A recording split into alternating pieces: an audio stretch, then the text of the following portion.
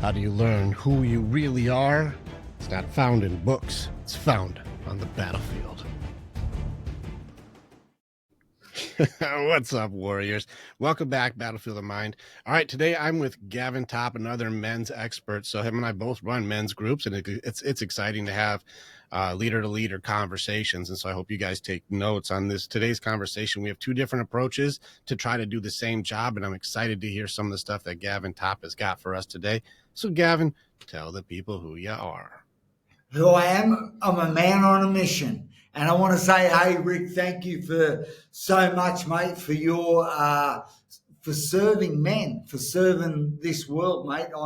I'm honoured to be here. Thank you, mate. I've seen what you're doing. It's an absolute honour to be here. But yeah, mate, I think we're both on mission, you know, and that's a part of it, isn't it? You know, I think every man's got a dream, and sometimes on the way to that dream, it can be brutal if we don't have good men saying, look out for your left, look out for your right, you know, keep straight. So I mean, my journey, you know, I had mum and dad that loved me, but my dad was in and out of jail a bit when I was younger. So I kind of, in a way, I didn't know at the time, but I kind of grew up with a bit of a limp. I was a bit of an angry young man, although I never thought I was. Without going into that, you know, it encouraged me. I ended up in the boxing. You know, that really helped me heaps. And you know, my dad was a fighter as well. He had a few fights, but really boxing, in many cases, it was almost like it was just like duck to water, really. You know, because I had a couple of things happen to me as a younger fella where I got beaten up by much older guys, and it just made that little bit of resentment and anger. It just fueled it. Yeah, I remember there was a point as a young, and I ended up, I drink a lot and drug a lot, and I would just, it was one of those, it happened to me when I was 14, but what happened was it actually changed the course of my life, because when I say that, what I mean was, all I thought about was how I was going to square things up. You know, because there were some things happen when I was even younger than that, where my dad pulled me aside and said, "Listen here, we don't take rubbish off anybody." You know, so you know, as a young man in that warrior stage, that teenage stage, you know, I just took that on. I almost felt like I was validated. We don't take rubbish off anyone. So when I was beaten up and humiliated in front of a whole crowd of people at a party, that's all I thought about, was how I was going to square things up. So it really changed. It changed what I wore, because I always wore shoes I could either run in or fight in. I never wore my best clothes because they always seemed to get ripped off me. I stopped wearing a necklace. That didn't last the Saturday night. You know, it changed whenever I went out, I always seemed to have my back to the wall. Like I just had to keep an eye on things, you know. So when I found a boxing gym, and I remember what happened one time, I was about 16, my dad come and opened up my bedroom door one Sunday morning, and it was the same as any other. I had a bit of claret in my nose, you know, I'd been up all night, and he goes, "Son, we're going to teach you how to fight." And I remember thinking to myself, I would love to know how to. Like I was getting into trouble. I'd love to know how to. So he basically took me to the boxing gym, and I kind of was away, you know, at that. But I realised it was one thing happened to me there. There was a guy who was he was probably about 10, 11 years older than me. And he was a professional fighter, and he was the Australian champion at the time. And I looked at this guy, and I just had a man crush on him before I even knew what I meant. You know, like I loved the way he walked. I loved the way he talked. I loved the way he put his gloves on. I just loved everything about it. And as a younger younger bloke. I just looked. I mean, obviously, I looked up to my dad, but I looked up to him. I thought, man, this guy, he's got it all, and but I was very fortunate. He kind of took maybe a bit of a shine to me, a bit of a liking to me. So he'd often encourage me and so forth. So that made a massive impact. But I remember, mate. You got any questions? Just jump in. But I remember, and I didn't find out till down the track. There was about 2 weeks after that, the coach pulled me aside and said, "I've got a fight for you, a boxing, my first amateur fight, um, in like 3 months' time." And I went, what? I've been in the gym 2 weeks. I know now, after being in the gym 2 weeks, I know I don't know what I'm doing. Like everyone's, I know, before I had a bit of facade, that was gone. But what it did, it made me really put my head down and really commit and do all I could. And it was after, and I fought, but it was about 3 or 4 fights later. I remember him having a laugh, my dad and I having a laugh, that they had an agreement if I wasn't ready, they wouldn't have put me in. But they didn't tell me that. They just said I was in. But it's like, we talk about, the development of a warrior. If we go the course of just do what you know you can do, or be careful, play it safe. Obviously, or if there's an out or a backup plan, I would have failed to develop what I needed to develop to get ready. For that fight, and hence a number of other things. That's the thing I learned about boxing. I ended up fighting for till I was 34, and one of the things I learned that it never gets easier. It's almost like the higher up the ladder you get, it seems to almost get harder. In some respects. So yeah, but. Yeah, mate. What question you have for me, Rick? I'm doing a little talking now. Now I'm letting you roll because I want to learn from you. I'm learning who you are and what you are, and there's a lot of similarities. I'm gonna go through a couple of things that I got from this conversation, so that way we can let me connect with you on a couple of things, because there's some very cool things. I think that we're so used to talking like we talk that we oftentimes forget that we're dropping bombs in the middle of our conversation because we drop them all the time. And so our regular conversation is other people's, that's an insight I've never even thought of before. And that's a thing that sometimes it's good to have us bounce back and forth. That's what I'm going to do with you. You talked about being a young man and the brutality of fighting alone, how that doesn't fucking work. You are correct. This is why we have our calls for the phalanx, because there's one thing to be a tough warrior. It's another thing to fight the phalanx. If you're going to run into a shield wall of Spartans, you're going to have a hard time versus just one dude. And that's why someone watching your six, watching your left, watching your right, and we make sure that together we're always stronger. This is the pack mentality that men really are better together than they are alone. This is very important in an age where people keep trying to tell men that if you can't do it alone, that you're worthless. That's an interesting judgment for somebody to tell a wolf pack animal. This is a pack hunter, and you say, well, if you don't hunt alone, a judgment or an opinion that if you don't hunt alone, you're not good enough. This is a very interesting control system to tell a man to be weaker than he is, because that makes you strong. It's foolish stuff to pay attention to. So I caught on very quickly when you said the brutality of fighting alone. It's foolish. If you understand how we operate, we're stronger together always.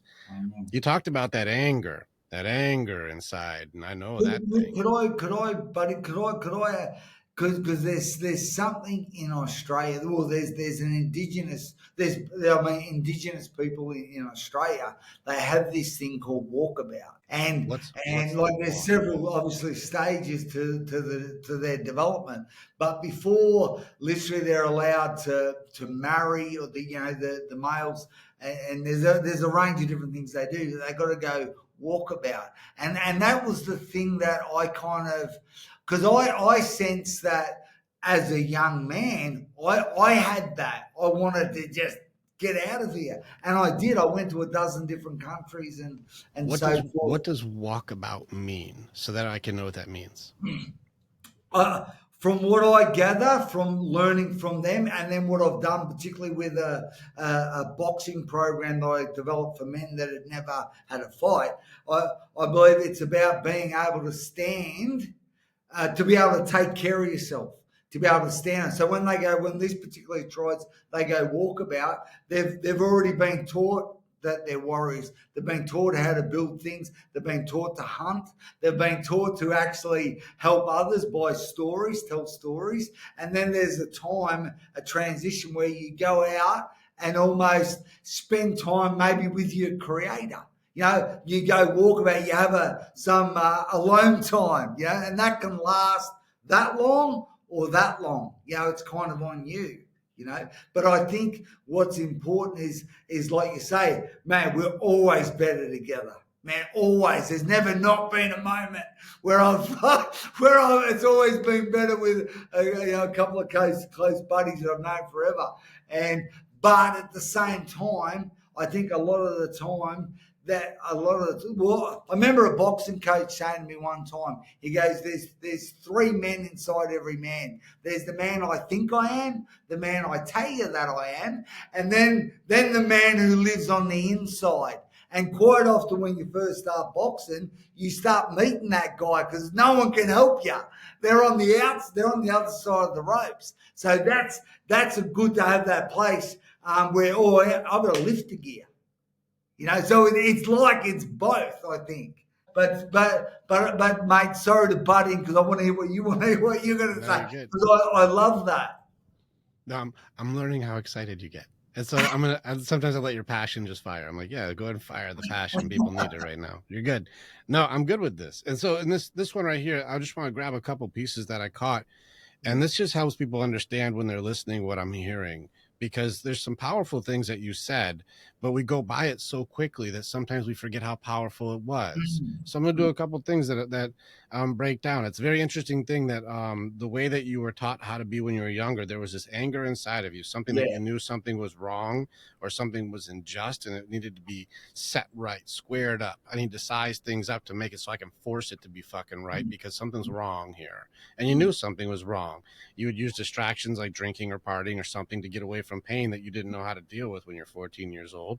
You'd get beat up and bullied, probably by like whether it be dad or it be these bullies and assholes. I don't know. People always fucking with you, and so you're like, you want to fuck with me? You're gonna find out. I'm pretty sure that became your bumper sticker for a while. Fuck around and find out. Yeah, yeah. Yeah, I'm pretty sure that became like your claim to fame for a minute. Well, yeah. For some reason, I don't know if there was I would always, if my mates were in trouble, I always send me jumping. I don't know. It was like, Of course. I mean, down the track, I know what it like after doing all this rite of passage work and everything down the track. It's almost like when I finished boxing, I realised why I was boxing.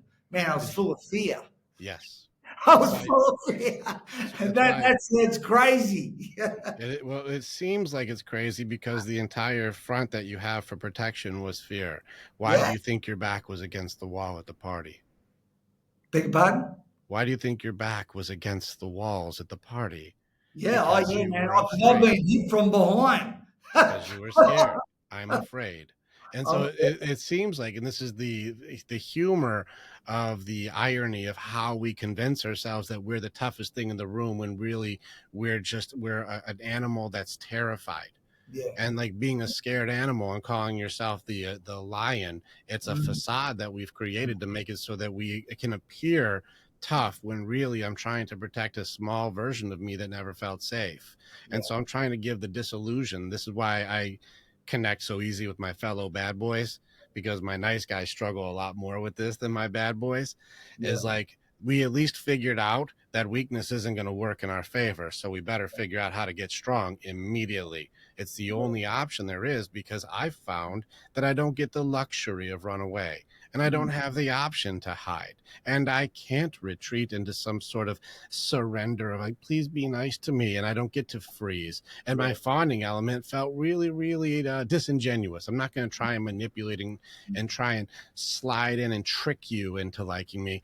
I'm going to say fuck you to your face because it's the only thing that makes sense to keep you away from beating on me because nothing ever fucking stopped whenever I did. So the only option is get strong. There yeah, is no other way. And I understand that personality type because I am also that mm, personality type. And that's yeah, why I'm like, I know this armor. I've got that same outfit at home. yeah, Like, and it's really tough because you think that you're tough because someone wants to fuck around, I'll break your fucking nose.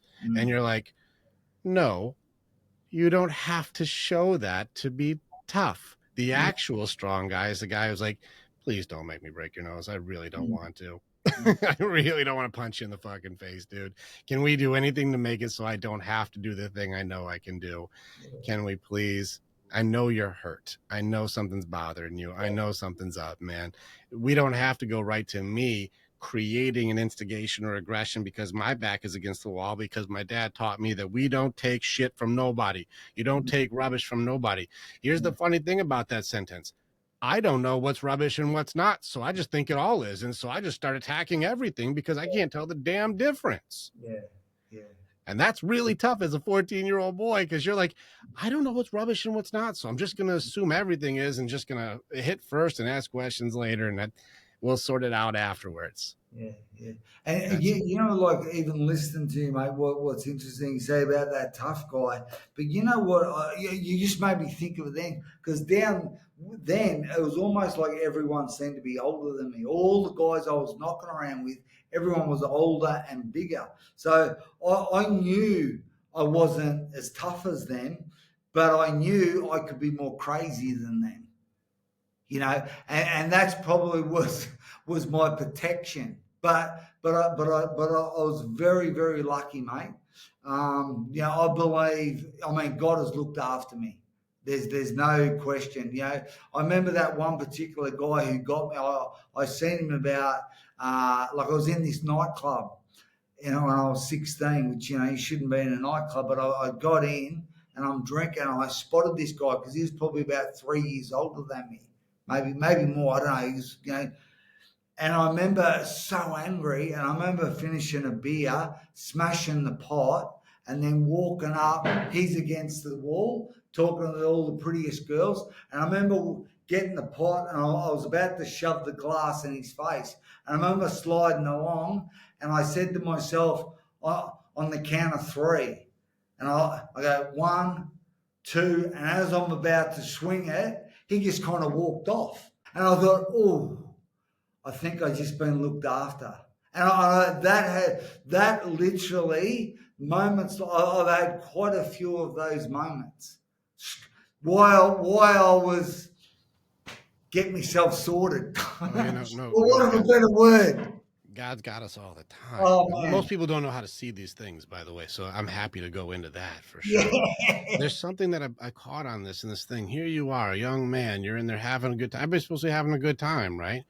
But people, this guy's just talking to chicks. He's just having. He doesn't know you. It's not even a comparison with you. He doesn't even fucking know you. He's no, just doing probably him didn't right even now. remember me.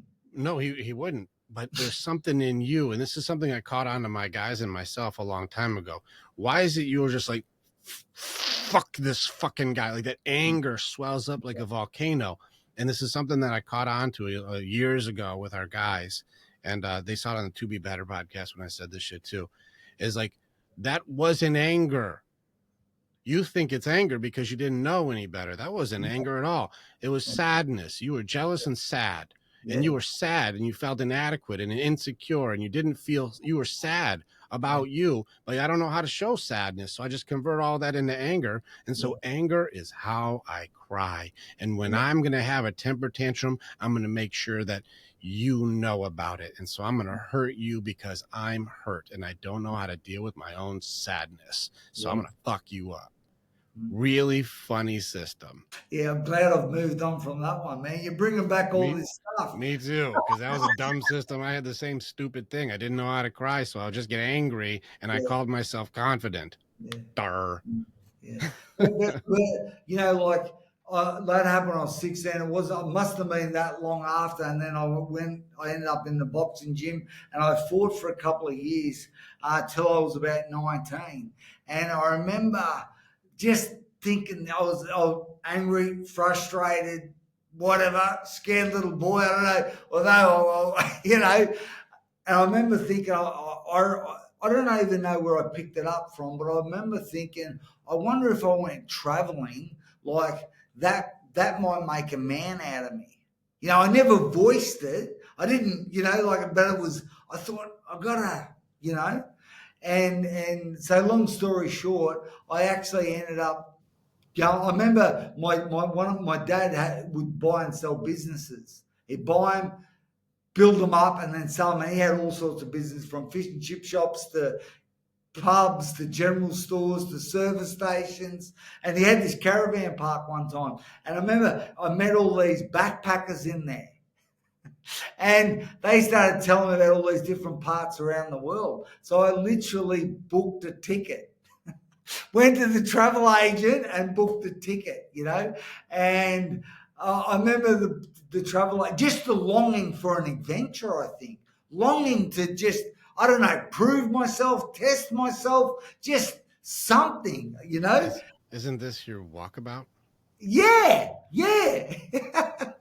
And I remember, like, so naive, but I remember the travel agent, back before you could book things on your phone, before mobile phones, and the woman goes, well, where do you want to go? I went, well, where is that? And I literally said, look behind you, and there was a big map of the world, and I went, and I pointed at Paris.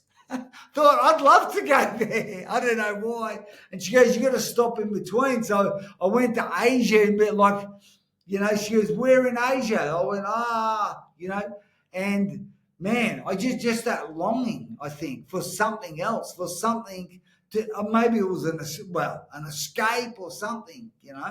But man, I see that in a lot of men, particularly, with some of the things that I do with men.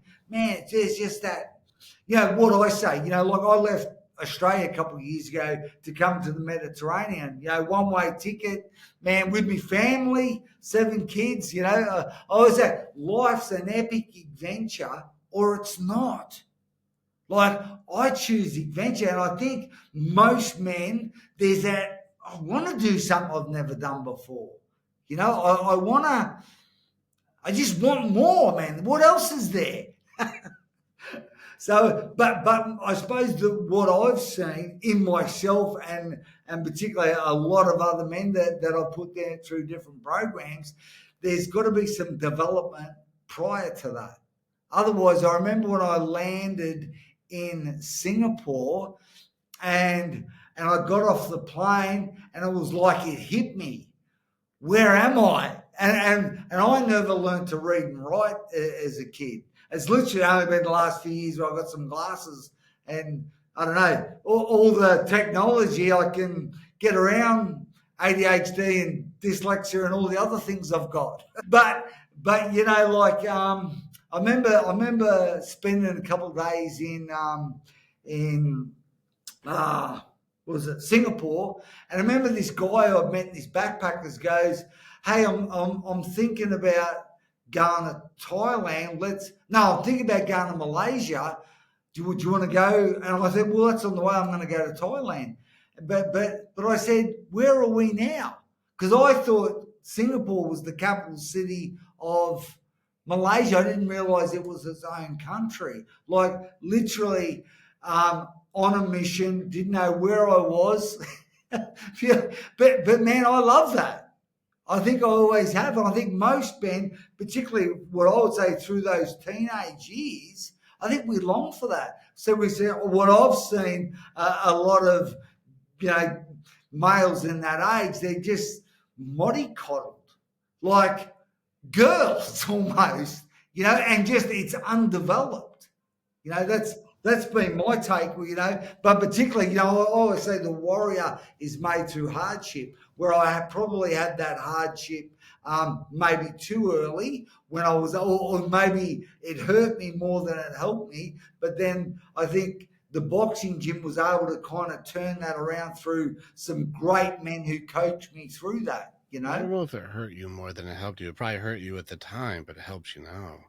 This is an interesting thing. So I want to just ask a really simple question, which may be profound at the same time. You had to travel the world and go into adventures and do difficult things. What did you find? What do I find, man? Well, when I say, well, I'm not sure if I'm aware well, I know where I ended up. Okay, Sh- as as a result of literally self will run riot because I had a bunch of cash. I had I could do what I want, when I wanted, wherever I want, with whom I want, and I just pushed it to me being me. I just pushed everything to the limit, and it nearly killed me. And and what did you find?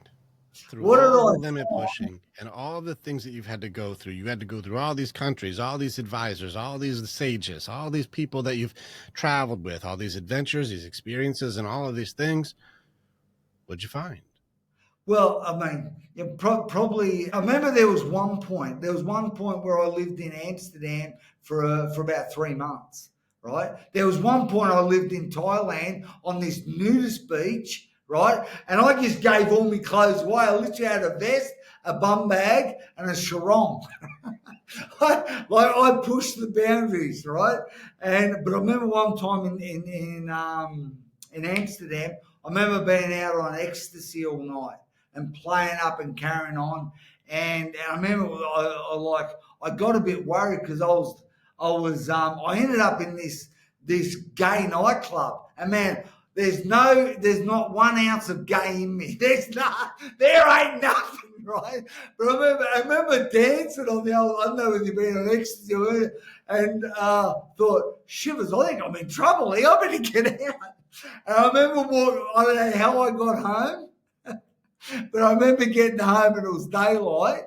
And I remember looking in the mirror, like I don't know, for some reason I looked in this mirror and I was looking at my eyes, and I was like looking at myself, and I think the drugs were wearing off, and I remember thinking, man, like what the heck, man?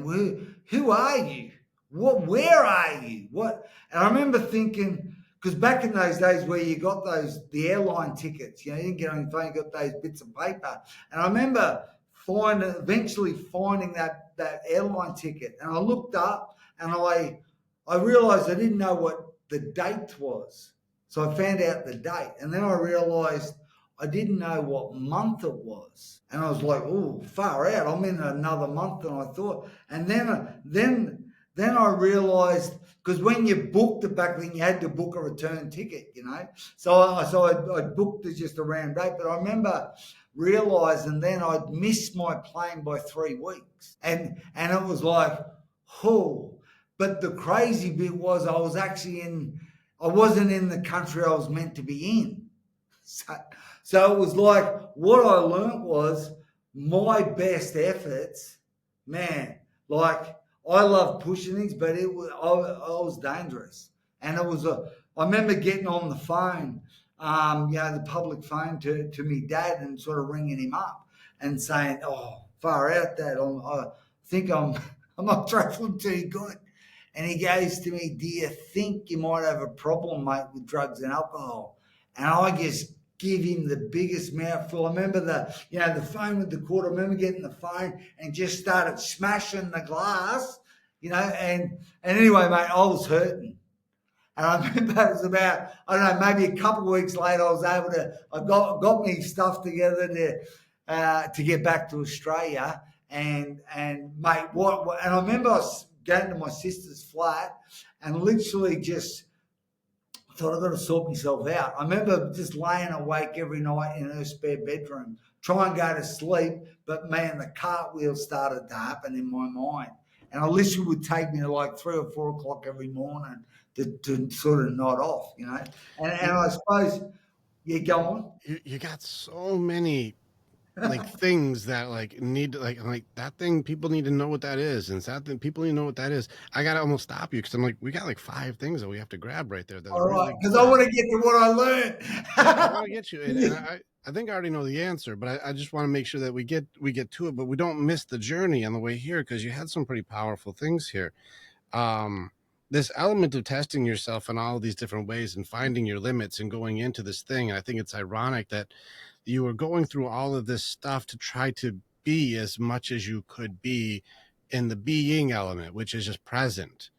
But that doesn't mean you're doing anything productive. You're not doing, you're being. And this means like, I'm just fucking flowing, man. And you're like, I'll be naked and I'll be free and I'll be figuring out the limits of the B side, which can also look aloof or lazy or drunk or whatever it would be. I'm not present. I'm just being. So I'm present, but I'm not. I'm not in it, but I am in it. It's this very confusing emotional state. It's very emotional. It's a lot more heart side. And so it's very confusing to explain this because it's emotions. And it's really funny that your dad gave you a very due question and you had a very emotional response to try and show him that you're okay. He's like, do you think maybe you're Yeah, pushing that a little too far? And to show him that you weren't pushing it too far and that you were actually good, you lost your fucking mind and started smashing shit because you were really, really angry to show how in control you really were.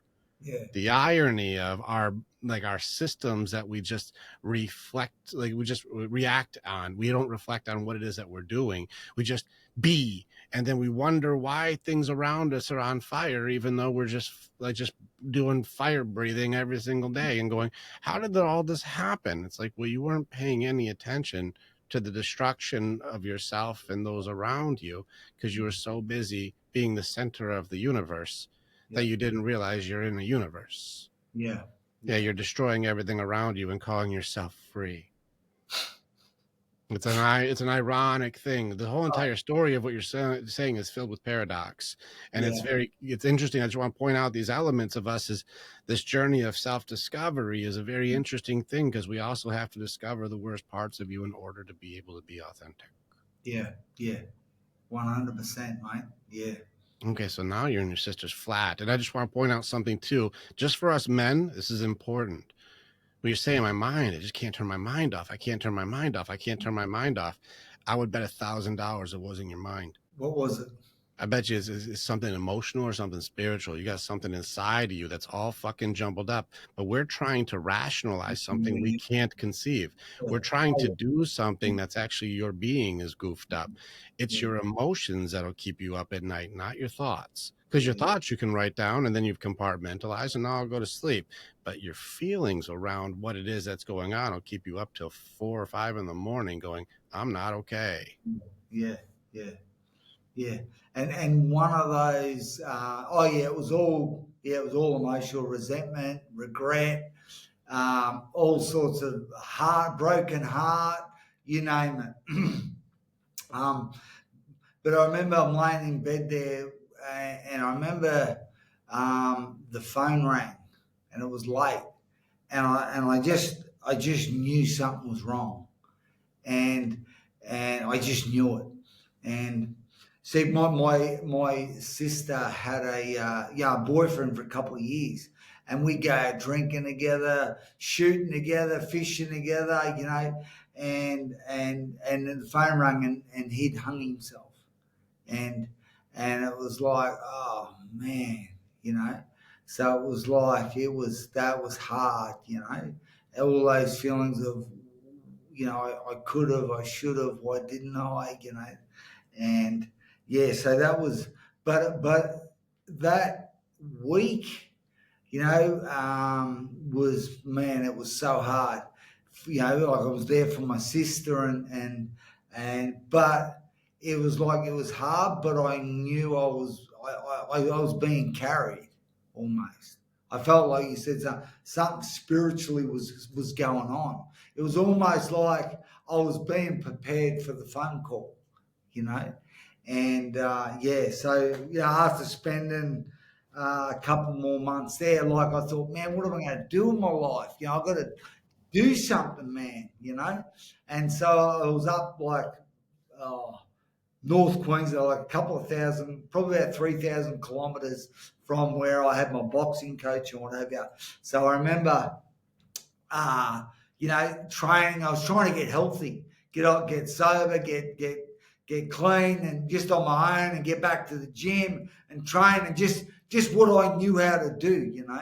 And and after a few months, and my sister was okay, and I started to head back down to my, a couple of thousand kilometres, drive my car down, etc.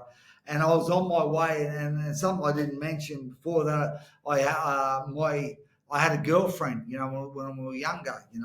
And when I went walkabout, I broke her heart, I broke my heart, and I went AWOL. And so as I was heading back, I rang her mum and said, "Where is she?" And so I bumped about halfway down, down the east coast of Australia. I bumped into her and thought I'd, all right, well, I'll stay. There was a group of our friends all sort of staying together. And anyway, everyone left and we ended up staying together. And pretty well, I got a job and get on my feet. But I remember I'd been sober maybe about 5 months.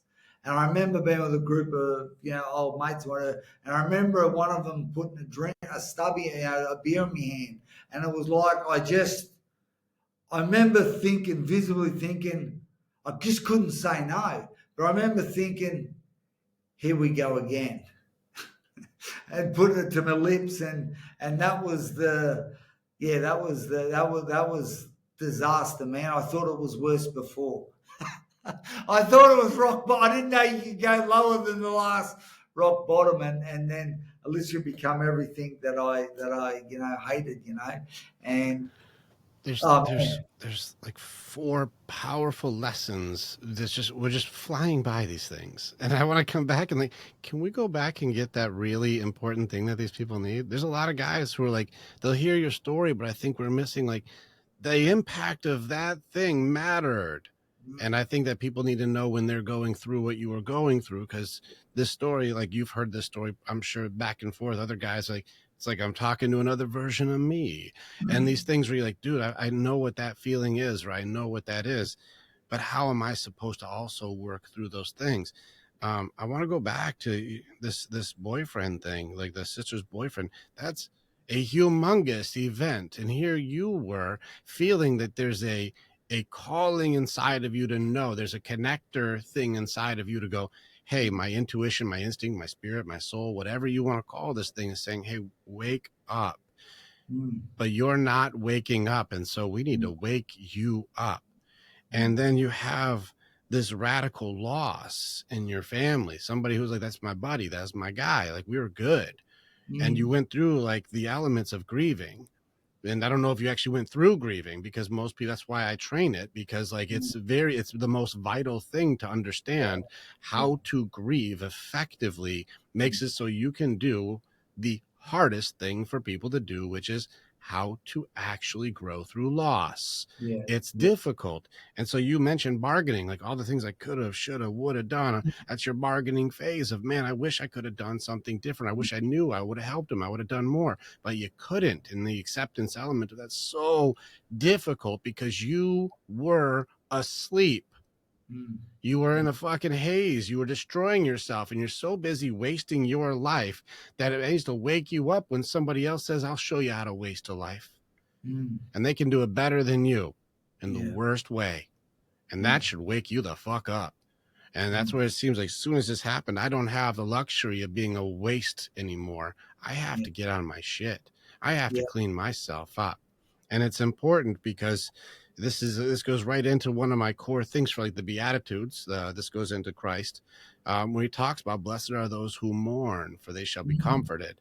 This is a complicated sentence because it's an aphorism. Blessed yeah, are those who know how to grieve, because now yeah, your depth of sadness that you can connect with others is empathy and love and compassion for the hurt and plight of others.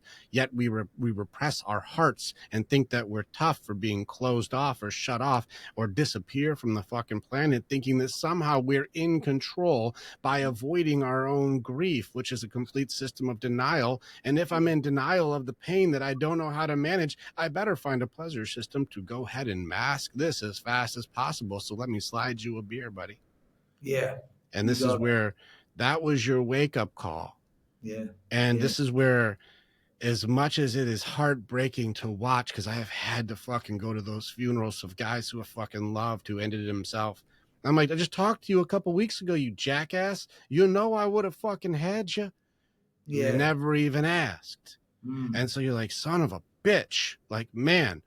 But there are lessons in these decisions to make it so you do not waste the minutes that you have because you just watch somebody just punch out their fucking chip when they had a bunch of good minutes left. Yeah. And you're like, I won't do that. And they'll teach you to value what you have when you were squandering what you were built to do.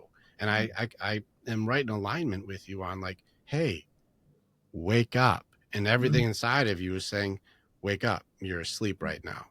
And Oh, so yeah. honor to the terrible decision of what that guy did.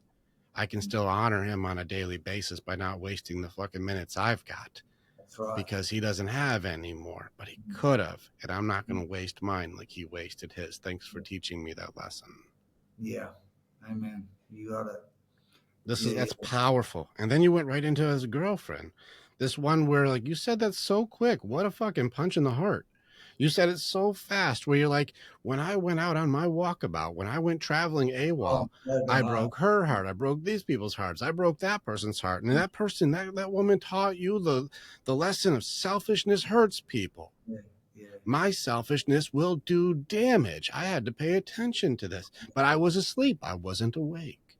And so Mm. when I was going to go do my walkabout to discover, like whatever I had to discover, I had to, I hurt people. I hurt people. That's what I do. Is I Mm. go be selfish and I hurt people. That's what I found out from that girl. Holy shit. That'll wake you up too. Let's wake up again. And now that you're awake and you're doing well, there's something that you and me, and I think that we're very much in the same pages. You need to be fucking tested now. Yeah. And then Yeah. you were. I'll buy you a drink. And you're like, while I'm being tested, Mm. here we go again. Yeah. Yeah. Let's go ahead and see if I'm still a disaster. Turns out I was. I was good for about 15 minutes. Yeah. You had 15 minutes of good. And then you were on a ride with no fucking seatbelt. Yeah, yeah, yeah, yeah, yeah. And literally, I suppose in the what used to take me, I don't know, 6 months to come apart because I was always stopping. I was always stopping drinking, but I was always starting again. But like, yeah. So what would normally take me 6 months to hit a rock bottom, it's like 6 weeks. But I managed to be able to, and that like that girl, man, she's just absolutely amazing. And she ended up. I remember what happened was another pivotal. I'd been out one night. I was out, and I said I'll be home like 11 o'clock, and she's waiting for me. And I went out. I'd done some criminal behaviour. I started knocking around. I thought it's too hard to do the right thing. I'm just going to do the wrong thing, you know. And so, I got paid for what I did. And then I ended up at the casino, and it was about 8 o'clock in the morning. After, I remember getting them trying to escort me out, the security. And I remember they took me down the car park, beat me up. And I was so scared. I had one guy with me, uh, and I remember them escorting me out. And I remember doing a loop, sneaking back into the car park, getting in my car. And this guy gets in, he's my mate, so-called mate, gets in there with me. And I drive around to the front of the casino, reverse up, and start revving it, right? And put it in reverse. I was going to reverse it through the big glass doors. And it was literally my mate started punching me in the arm, and the fear on his face, thought I put it back in drive and drove out. I thought, man. And that was another like, whoa, I was going to do that. Like I would have driven my car straight through into the crowd trying to get those. I remember walking through the door that morning with my girl, walking back, and she goes to me, you need help.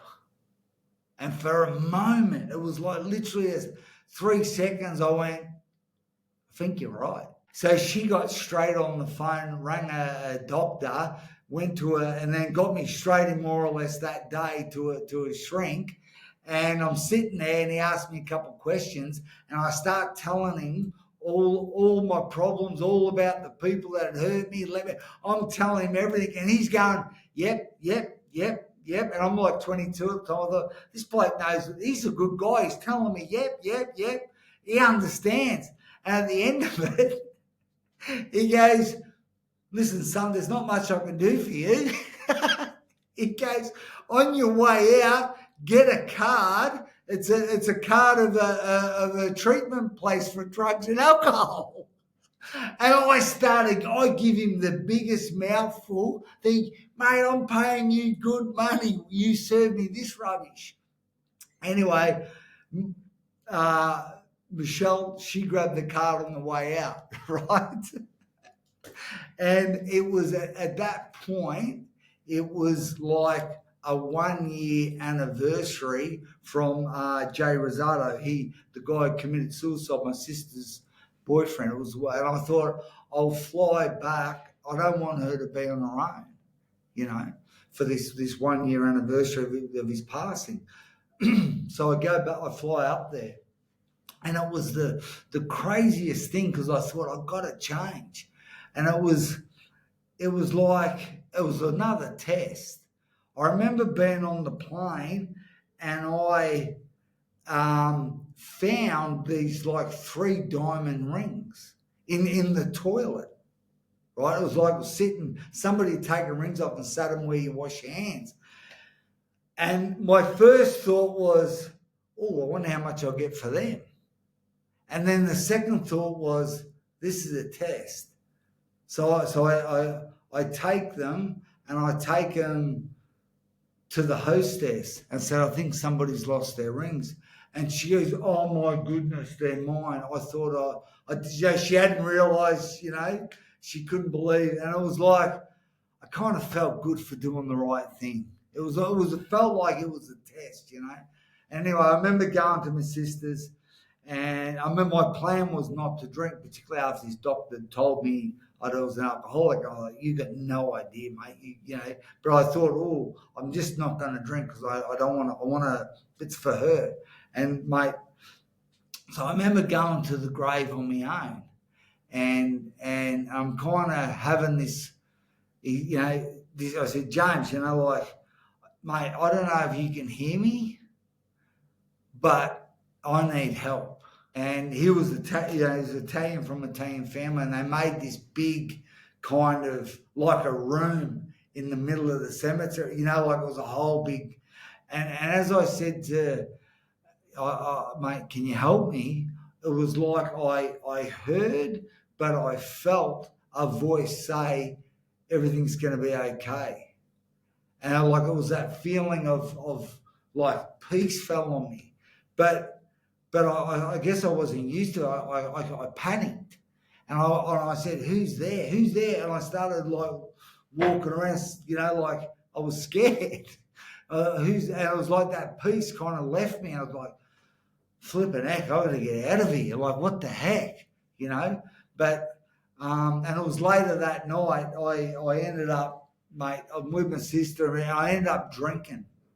I just could not. And I remember, another moment, I remember it was about 3 a.m. in the morning with her friends. And I'm a big brother, I'm a hero. And I remember just looking out the corner, I was carrying on with the pizza shop owner and other, and I remember just out the corner of my eye catching her looking at me.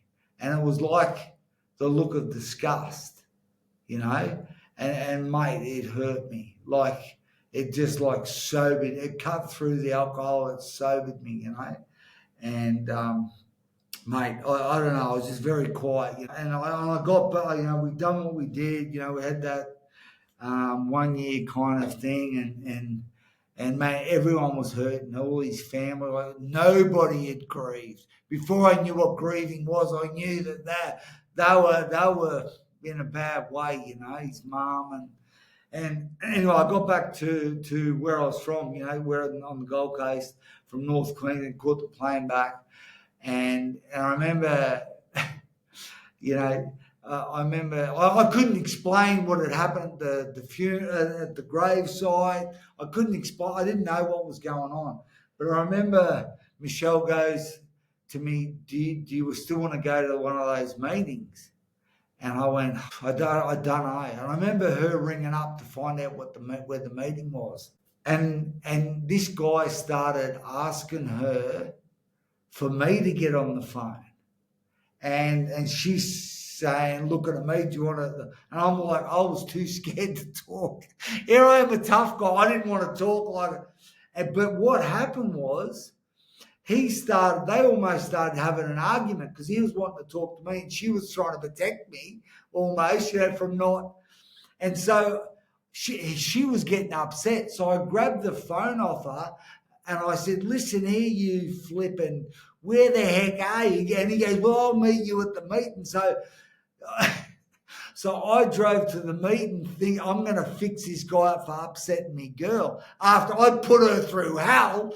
But, you know, so I get to this meeting and I go from a lion to a church mouse.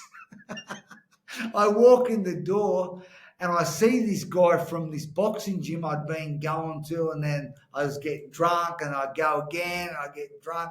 At that point, these guys were trying to help me. Like they had me, I was sparring a world champion, you know. And then I'd be going missing. I was drunk. I was one of those guys, so much ability, but you know, and anyway, I go out, I sit down, I shut up, and this guy, you know. And the speakers started this meeting, this non-drinking meeting. And I remember thinking, I've been set up. Michelle's told them all about me. They're literally telling my story. And after about halfway through the meeting, I realised, oh, they're not talking about me. They're talking about themselves. I'm just the same as them. And by the end of the meeting, I'm like, oh, my God. And this guy who I knew from the boxing gym, he comes up to me, and it was almost like he put his finger in my chest, and he goes, son, because he was much older. I was only 22 at the time. He goes, son, there's something in you that only you can fulfill. There's a mission. There's a purpose. You've been sent here. And I'm bawling my eyes out. I know. I just didn't know how or what. I knew there was a mission in me. I just didn't know where to go from here. And I said to him, what have I got to do? And he goes, he goes, don't have a drink tonight and I'll see you at the meeting tomorrow. I said, listen, I can do that, but what have I got to do? And almost like I started getting into a conflict with this guy who was trying to help me. And he said, listen, son, shut up. Just do what I say, you know. And I did that. And you know, those days, they turned into weeks. And then he introduced me to another man who would start to help me, you know. And I remember, you know, my mission, at that point, I wanted to be a fighter, but I just kept shooting myself in the foot. You know, I kept playing up all the time. And so, man, I was almost like all that energy, fear, anger, all those emotions, those resentments, the grief, I just put it into. I get up in the morning, I'd either train or go to a breakfast meeting, then I'd train, then I'd eat, then I'd train again, then I'd go to another meeting. I was literally just, I couldn't keep still. You know, and after, you know, a period of months, I got a fight, and you know, I did the program, and made basically about 4.5 years into sobriety, I got an opportunity. Like I started fighting on Fox Sports, you know, about 3 years in, maybe 2.5 years in, and then I got a shot at the Australian title, and I fought and I won the title. I won the championship, and it was almost like it was a miracle from where I'd come from not where I'd come from, where my mindset was. It was just and it was literally I could say it was purely through these other men. Because along that 4.5 years, I'd done a 12-step program, but then they started to. There was a couple of things. They started to show me all these kind of rite of passage, this transformation from boy to man, and almost like the gaps in me. But where I'd kind of stumbled, or my father had stumbled across certain things, but then there was other things. Man, I was just lost, and so and then there was this one mentor I had, JB, and I remember him help me, and he used to open the Bible to me, and I was kind of like, mate, I love you, like in my head, I love you, but stop coming at me with this rubbish. And it was almost like I'd never really told anyone about the spiritual experience that I had, because I couldn't articulate them. I couldn't articulate them.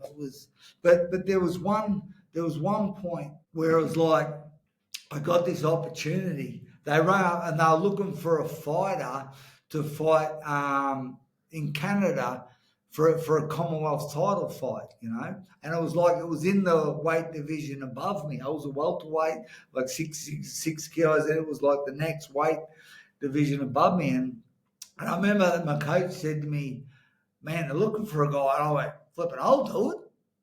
Give me a shot." Like, I'm a walking everything. I'm on borrowed ground anyway. Give me a shot, And I started thinking, maybe I could do this. As we started, negotiations started to happen, and at that point it was like like 5 years sober, 4.5 5 years sober. I was the champ. My girl, I'd married her. The one that's been with me, since we've been together. I first knew I loved her when she was 13. And like I was like 15, 16. It was about wasn't until I was 18 that we had our first kiss, but I knew, anyway, we were married, we had 2 kids. It was like everything I touched, as soon as I got sober, literally everything I touched started turning to gold. I had a business, I had a dozen blokes working for me. I had 4 houses, like literally everything. And I got this shot at this Commonwealth title fight, and I take it, and I train my backside off, man. This guy's ranked like number 6 in the world. He's like there's a level above me. He's like 3 levels above me, And it was probably a good fight if I had taken it about 3 years later. But anyway, I took it. Anyway, I trained so hard, I ended up with this chronic fatigue. So I pushed myself so hard, and so I got crook, and I said, we can't do it, so they postponed the fight, a couple of months, thank goodness, So I backed off. I come good. I trained for the fight, and I get over to Canada. I come from a Gold Coast, Queensland summer to an Edmonton winter, man. It was like I come from like 30, 35 degrees to mate, 20 below. It was like, I'd never experienced anything like that, And so we're there, get over there 10 days before, and after about 3-4 days, the jet lag wears off, and I'm in the gym, I'm on the pads, I'm doing radio interviews, TV interviews. 4 days in, I thought, mate, this bloke's in trouble. I've got this. Like, confidence was just, but every day after that, I just didn't wake up right. I just didn't.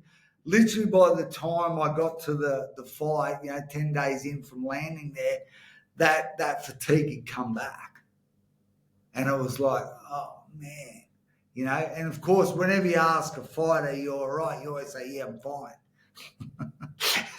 "Yeah, I'm good," And I remember the night we drive into this venue, there's 10,000 people. They're saying it's going to be televised in 32 countries. It was like my biggest moment. And I remember going to warm up, and I couldn't even warm up. I was just exhausted. And I remember like the changing rooms, and I remember there was this like almost like this. It was like another room in the dark. And I opened the room, I go in the room, and I burst into tears. I said, God, why have you done this? Like, why have you led me all this way to the biggest moment, and now I can't even put my boots on? And I slouched to the bottom of the ground, and it was like, and it was like this feeling of love and peace, like just surround me. Like, and I started to think about those other moments in my life that had happened to me that I never was able to explain. And then like this picture. See, because when I was young, when my dad had, I ended up living with my nana for quite a few times growing up when I was younger. And like my first ever memories was in being in this old school Catholic church with my nana, and her hold my hand, and I felt safe. And she'd have she had this old school picture of Christ when you'd walk in the door. And she'd always be saying as I was growing up, I'll put some candles up for your son. And then I'm in this dressing rooms, it's dark, I'm crying, the peace, and then this picture of this old school Jesus at my nana's house comes to like in my mind. And I say, God, like, are you Jesus? Jesus, are you God? Like, and I remember consciously thinking, and I just felt the love on me. And I remember thinking, God, like, your timing is way out, man. I've got to fight here. Like, what are you doing? And literally, as I kind of said that feeling of love and peace kind of just started to leave me. And I remember thinking, I think I've just made a mistake. And literally, as I've thought that, the door opens and my coach goes, son, far out.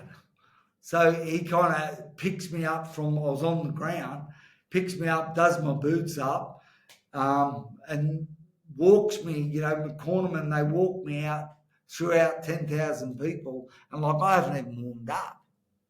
Like, I couldn't. And of course, you can't have 10,000 people there, 32 countries that televise and say, oh, can we do it another night? Like, we're committed. And I don't remember much, but I remember around the third round being able to grab hold of this guy, both of his arms, because in those international rules, you don't have a standing 8 count. You either fight or you're out, and it's never been in me to lay down. That's not in my makeup, to take a knee. So, but I remember being able to grab hold of both of his arms and put my head over his shoulder so he couldn't hit me. And I remember saying, God, because all I was thinking about was the dressing rooms, And I remember saying, God, all I want is a fight I can be proud of. That's all I want. And I remember the referee pulling us apart. And then I remember the 6th round, my coach saying, you're halfway. And I'm like, am I? Then I remember it was around the 12th round, him hitting me flush on the chin and like with a combination. I remember thinking that like shock, I got numb. But I remember stumbling. I remember looking down thinking maybe my ankles broke because I was wobbling. And then I remember, I don't know how I made it through that round, but I remember my coach helping me off the stool. He said, mate, you've got 3 minutes to go the 12th round. For goodness sake, will you just stay out of his way? And I'm like, you've got to be, I don't even really remember 11 rounds. How the heck did I get this far? And I go out there the last round, and I remember thinking, well, he can't hurt me anymore. Yeah, I remember going out there and taking it to him, and I think he was exhausted from bashing me for 11 rounds. but I'm pretty sure I won the last round. And his hand goes, the referee goes, he wins the fight, the scorecard. But I remember what happened was somebody, I don't know who, lifted my hand up and started to walk me around the ring, the stadium. And literally one side would stand up like a standing ovation. And then as I walked, then the next, and literally as I was being walked around the ring, all I could think about was that prayer that I prayed in that third round, what happened to me. And I was like, God gave me what I asked for, even though I turned my back on him. He's giving me like a standing ovation. How the heck? I'm proud. I did my best, and man, I was sore. Man, I was sore, man. That was a long trip home the next day from Canada to Australia, I tell you, man. But the thing is, I couldn't articulate what it. I didn't understand. I couldn't put into words. You know. Do you know what it was? Well, I'm pretty sure now I know what it was. What was it? Well, what happened, it was about 3 months after that, okay?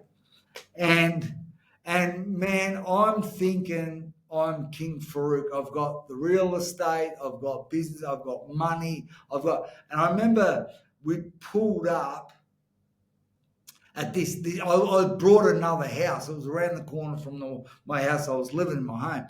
And I remember I was waiting, and there was a sold sign on it. We brought it, waiting for it. And my wife says to me, because she'd had these irritating people hanging around her, and they were Christians, right?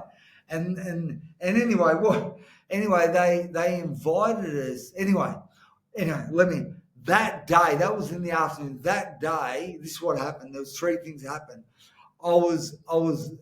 Man, I had this brand new red V8 Ute, and I was driving down the highway because I had to go and sort something out of the job. A bloke that I'd employed didn't do it properly, so I was angry. It was a Saturday morning. I'm driving down the road 150 kilometres an hour. Next thing I know, the police are behind me. So they're sitting behind me, and what scared me was I look in the rear vision mirror, I didn't back off, like the arrogance in me. And then as it turned out, the police ended up going out and going around me. They were actually involved in another car chase. So then it's like I'm speeding with the police. They're in this, it was crazy. I ended up the same day that happened, the same day, I tried to fight a guy in our local milk bar because I thought he looked at me funny. And I'm the champ.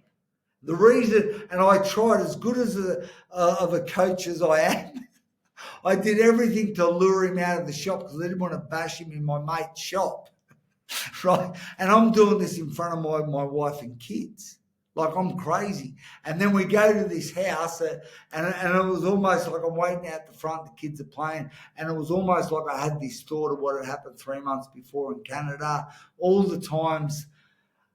And then she goes to me, my wife goes, hey, we've been invited to this Easter production at this church. Do you want to go? And I thought, okay. So what happened? I walk in this door and I literally start bursting into tears. And I'm like, what the heck is wrong with me? I thought, I've got to, and I'm thinking, who's going to see me? Like, I'm a tough guy. I can't be seen in an environment like this with a bunch of pussies. I sit down, I get a seat, I sit down, I hide. Thank goodness it's dark. And then they do this Easter production. And literally, mate, I realised I didn't even know what Easter was about. I realised I didn't even know what Christmas was about. Like I knew it was about presents and eggs, but I didn't know. And it was like I sat there and God showed me. It was like I was watching a movie of my life. All the times that my nana looked after me, all the times when that time when I was going to commit suicide, when I was 10, there were the times when there was all that domestic violence, and Like he literally that night in that nightclub where he sat, like literally there was when I was in Thailand once, I got chased by four homosexuals. I don't know how I got away. You know, like there were, God had been looking after me my whole life, and I'm sitting there, and he like showed me. So, and then they said, "Does anyone want to give their life to Christ?" I remember thinking, I'm actually not game to do it my way. Like my way is flipping dangerous, man. Like I'm going to hurt somebody, you know, particularly after that car chase in the morning. So it was like they said, put your hand up. And I looked around and my hand was up. I was fucking, who's going to see me? And mate, literally that was the start of a new beginning, you know, Rick. I mean, mate, I'm doing a Yeah, lot of talking, Rick. I know you are. It's all right. So there's a lot of things I want to kind of grab a couple pieces here because I wanted you to tell your story because I know it's a passion for you and there's a lot of things in here that it's easy to miss these things, but they're important. And yeah, you just went for a while. And so I'm going to try, when I go back, there's a lot of elements of this that people I think need to be able to understand more than the story. And I personally get like, I get frustrated with certain people's stories because people just listen to listen, but don't listen.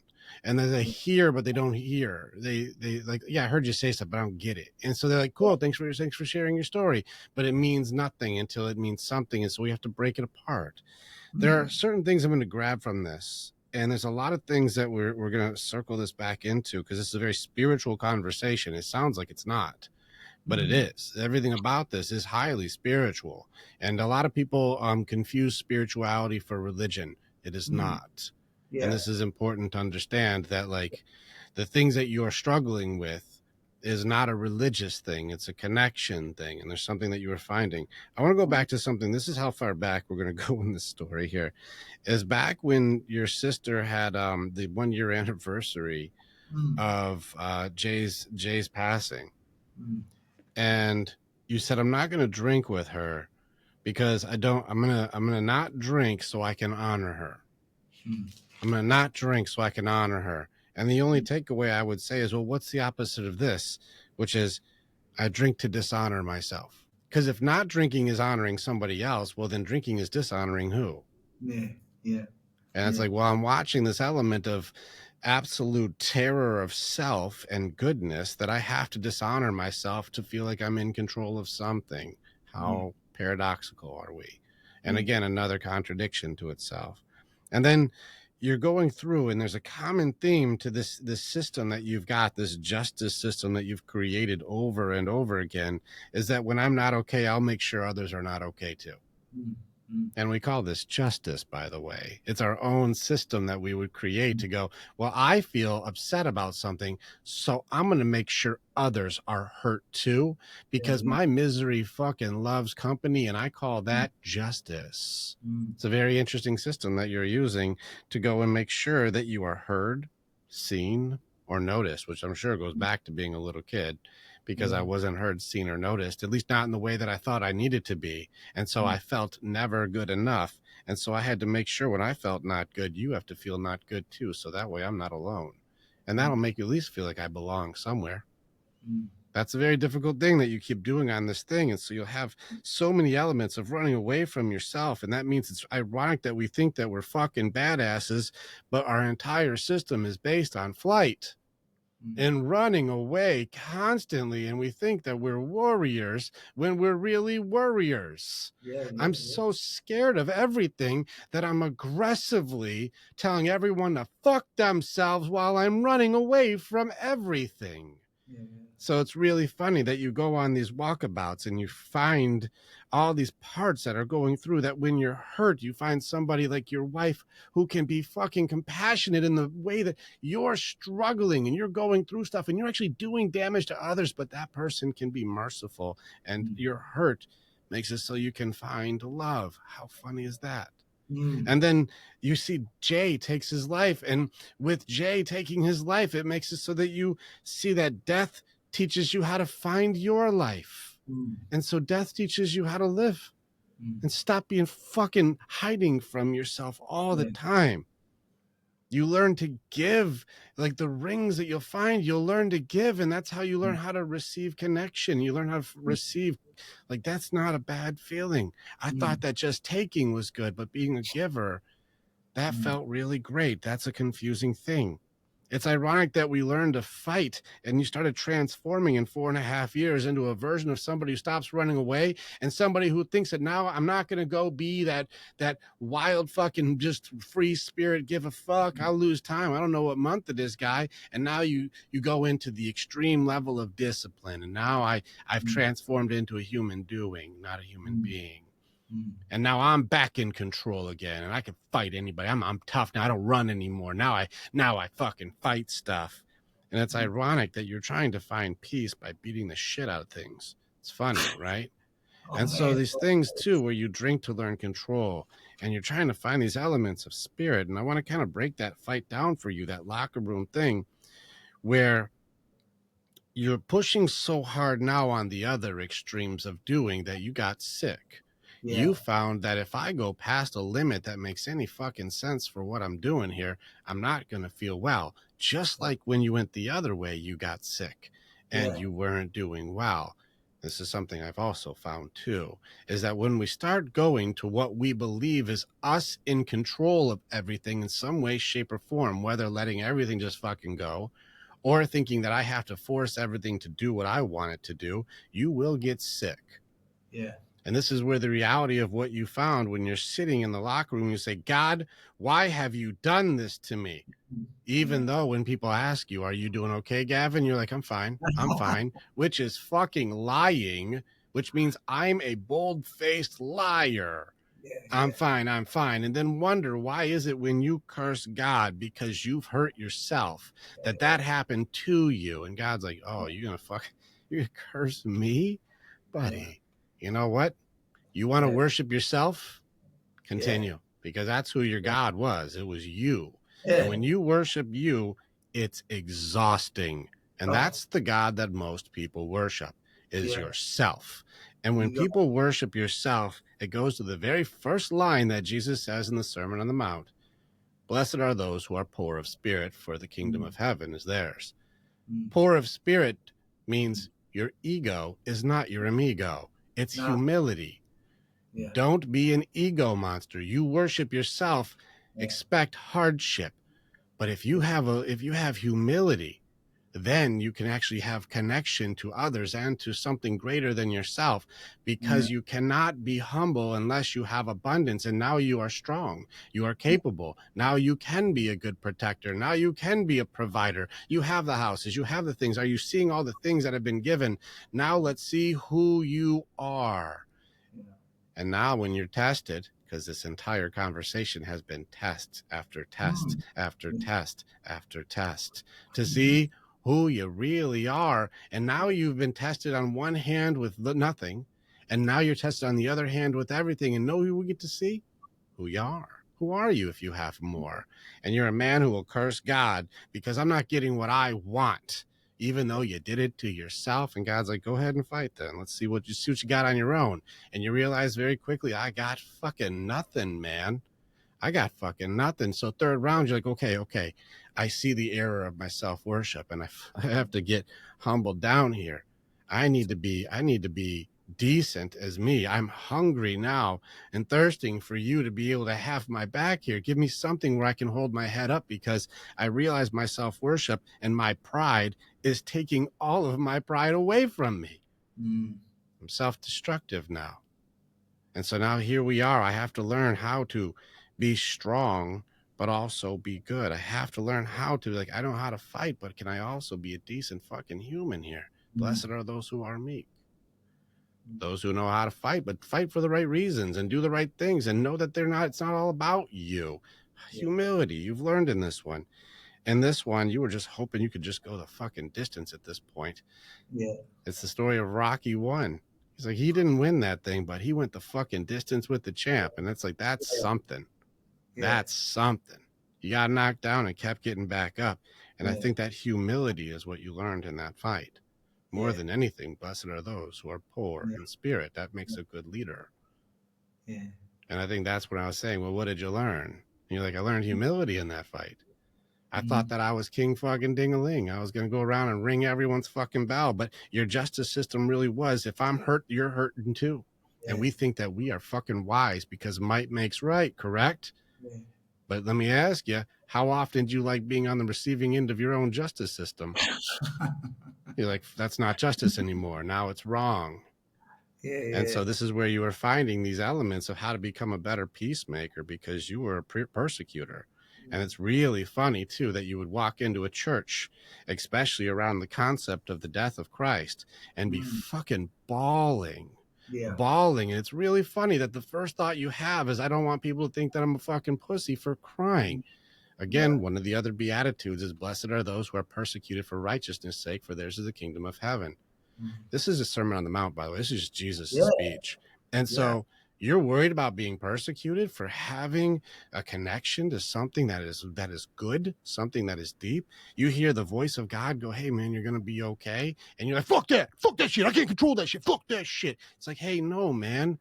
You're worried about people fucking thinking something about you for being okay. Are you out of your fucking mind right now? Who are you worshiping? And Yeah. you're like, me. And how's it going? I destroy everything. Yeah. Everything good I destroy and then wonder why is all my shit broken. I'm going to kind of simplify this whole thing back because you have found through the elements of going severely deep in the doing, drugs and alcohol and or the being fucking lost. I'm being fucking lost. The Mm. most fucking lost version of you. You know, you're here in the deepest version of madness, and you're like, I've gone to the depths of crazy. I've gone into the free wildness, the nuts version of it. I know what that is. Yeah. But then I've also gone into the Apollonian version. I've gone into this version of myself where it's radical order, radical control, radical. It's all me, me, me, me, me. I got it. I got it. Do, Yeah. do, do. And both sides make you sick. Yeah. It's that middle area, that balance. And this is why I'm a Christ follower, not a Christian. It's a different thing. It's because Mm. just listen to what Jesus said. Because if you go through this conversation, you can just go through just the Beatitudes in this entire story and just go, damn, this guy is Mm. following what Christ said, because you got to get your fucking ass kicked to find something. And there's something that you've done in every element of this that goes right back to the first question I asked you when you were still doing your walkabout. And I'm going to ask it differently this time because the first time it went a different direction. Through all of these things, the doing and the being and the hardships and the losing and the nightclubs and backing the car up into shit and fighting people over and over again, and all of the voices you'll hear, the humility you hear, the love that you found, all of these things on this fucking journey. Let me ask you a different question. Who did you find? Christ. Yeah, you found someone else though too. Yeah, I were that like you mentioned the humility. Well, the biggest takeaway I think, and I mean, we've only got to there's 20 more years to Oh, I'm sure. go. But really, the biggest thing is I can't, he can, let him, and that's been maybe my early like what those years that I've talked about is letting him, letting There, him be the king. This is important, and this is for warriors to understand this. And it took me a while to get this too. You have to understand the yin yang for mind and body, and then heart and spirit. The rules are not the same. If I told you on the body side and on the mind side, Gavin, you need to surrender, what does that mean? Yeah, that means Quit. never. Yeah, right. And we're taught this. Never, Yeah, never. I will never surrender yeah, mind and body. yeah, I will fight to the fucking yeah, death. yeah. And so the concept of surrender when it comes to heart and spirit is actually how you get stronger. Mm, And so you say, no, no, I'm going to let. What do you mean let? No, I yeah, surrender to. And when mm, you surrender your heart to your girl, when you surrender and say, I'm letting you all the way in, yeah, then you find love. It's surrender is how you get strong on the yeah, heart side. And it's the same thing with spirit. As soon as you go, it's not all about me. God, I don't fucking know. Where should I go? And he'll be like, you just had to ask. And then you'll get the answer. If you seek me, you'll find me. If you knock the damn door open, kid, what do you need? And so you said I had to surrender and go, Let him just do his thing. God's got you. That Uh, is strong on the yeah. spirit side. Well, I think the way my interpretation is when surrender is required, that's like you would surrender to an enemy rather than way I like to do it is I yield. Like I lay down arms, I yield to the king Yeah. rather than surrender to an enemy. It's I suppose it's all the interpretation, but yielding is something can digest. I yield to the king, man. If it's the word that makes you feel like you're more in control. Yeah, It's so funny that I even have to control how I surrender. yeah, yeah, And this one, but even still, like whether it's be yielding, if it makes you feel better, it's I'm just going to say, I'm all in. Come yeah, on in. I'm open. And yeah, I'm open to. Instead of I have to control this, I'm yeah, open. I'm my girl all the way in. I yeah, have no walls for you. You yeah, know, when it comes to God, I know who I work for. I mm, have no walls for you. yeah, Come yeah, on in. I know that if I just follow what you're telling me to do, you see it no better than me, and it always works out. yeah, Always. There's no time it doesn't.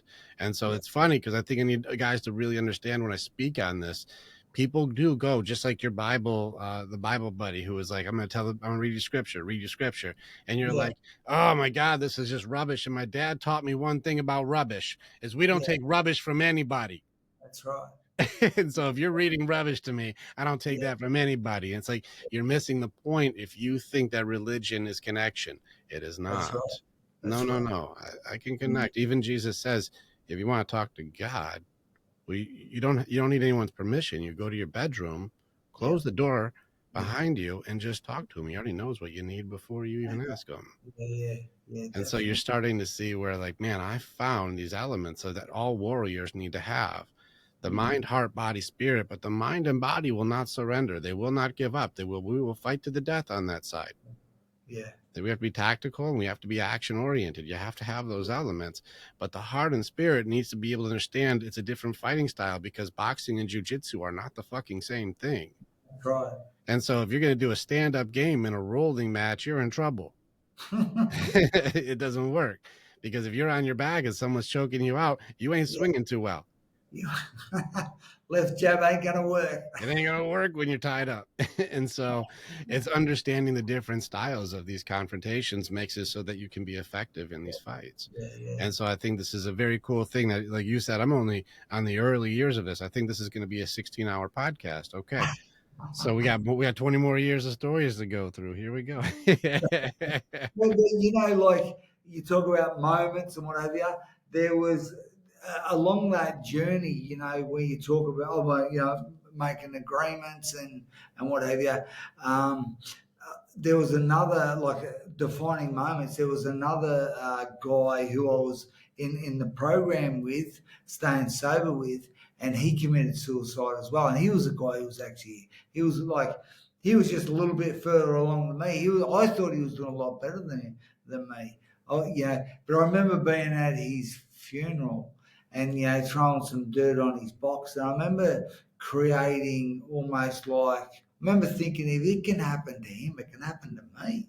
Like, but I remember almost making an agreement saying, listen, I'm only going to do what I love doing. I actually don't know how much time I've got left.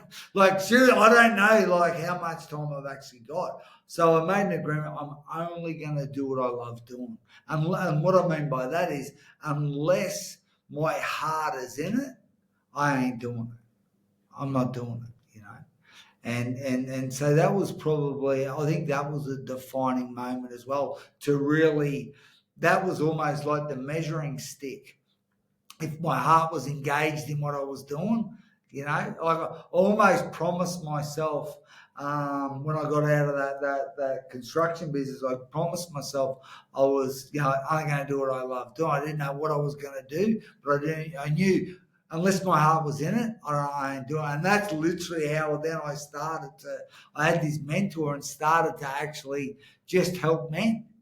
I just and literally the first couple of guys I started to help, it was they wanted to learn how to box and get fit, and I wanted to, I suppose, be in this circle of what older men, more wiser than me, wealthier than me, just we're almost like where I wanted to be.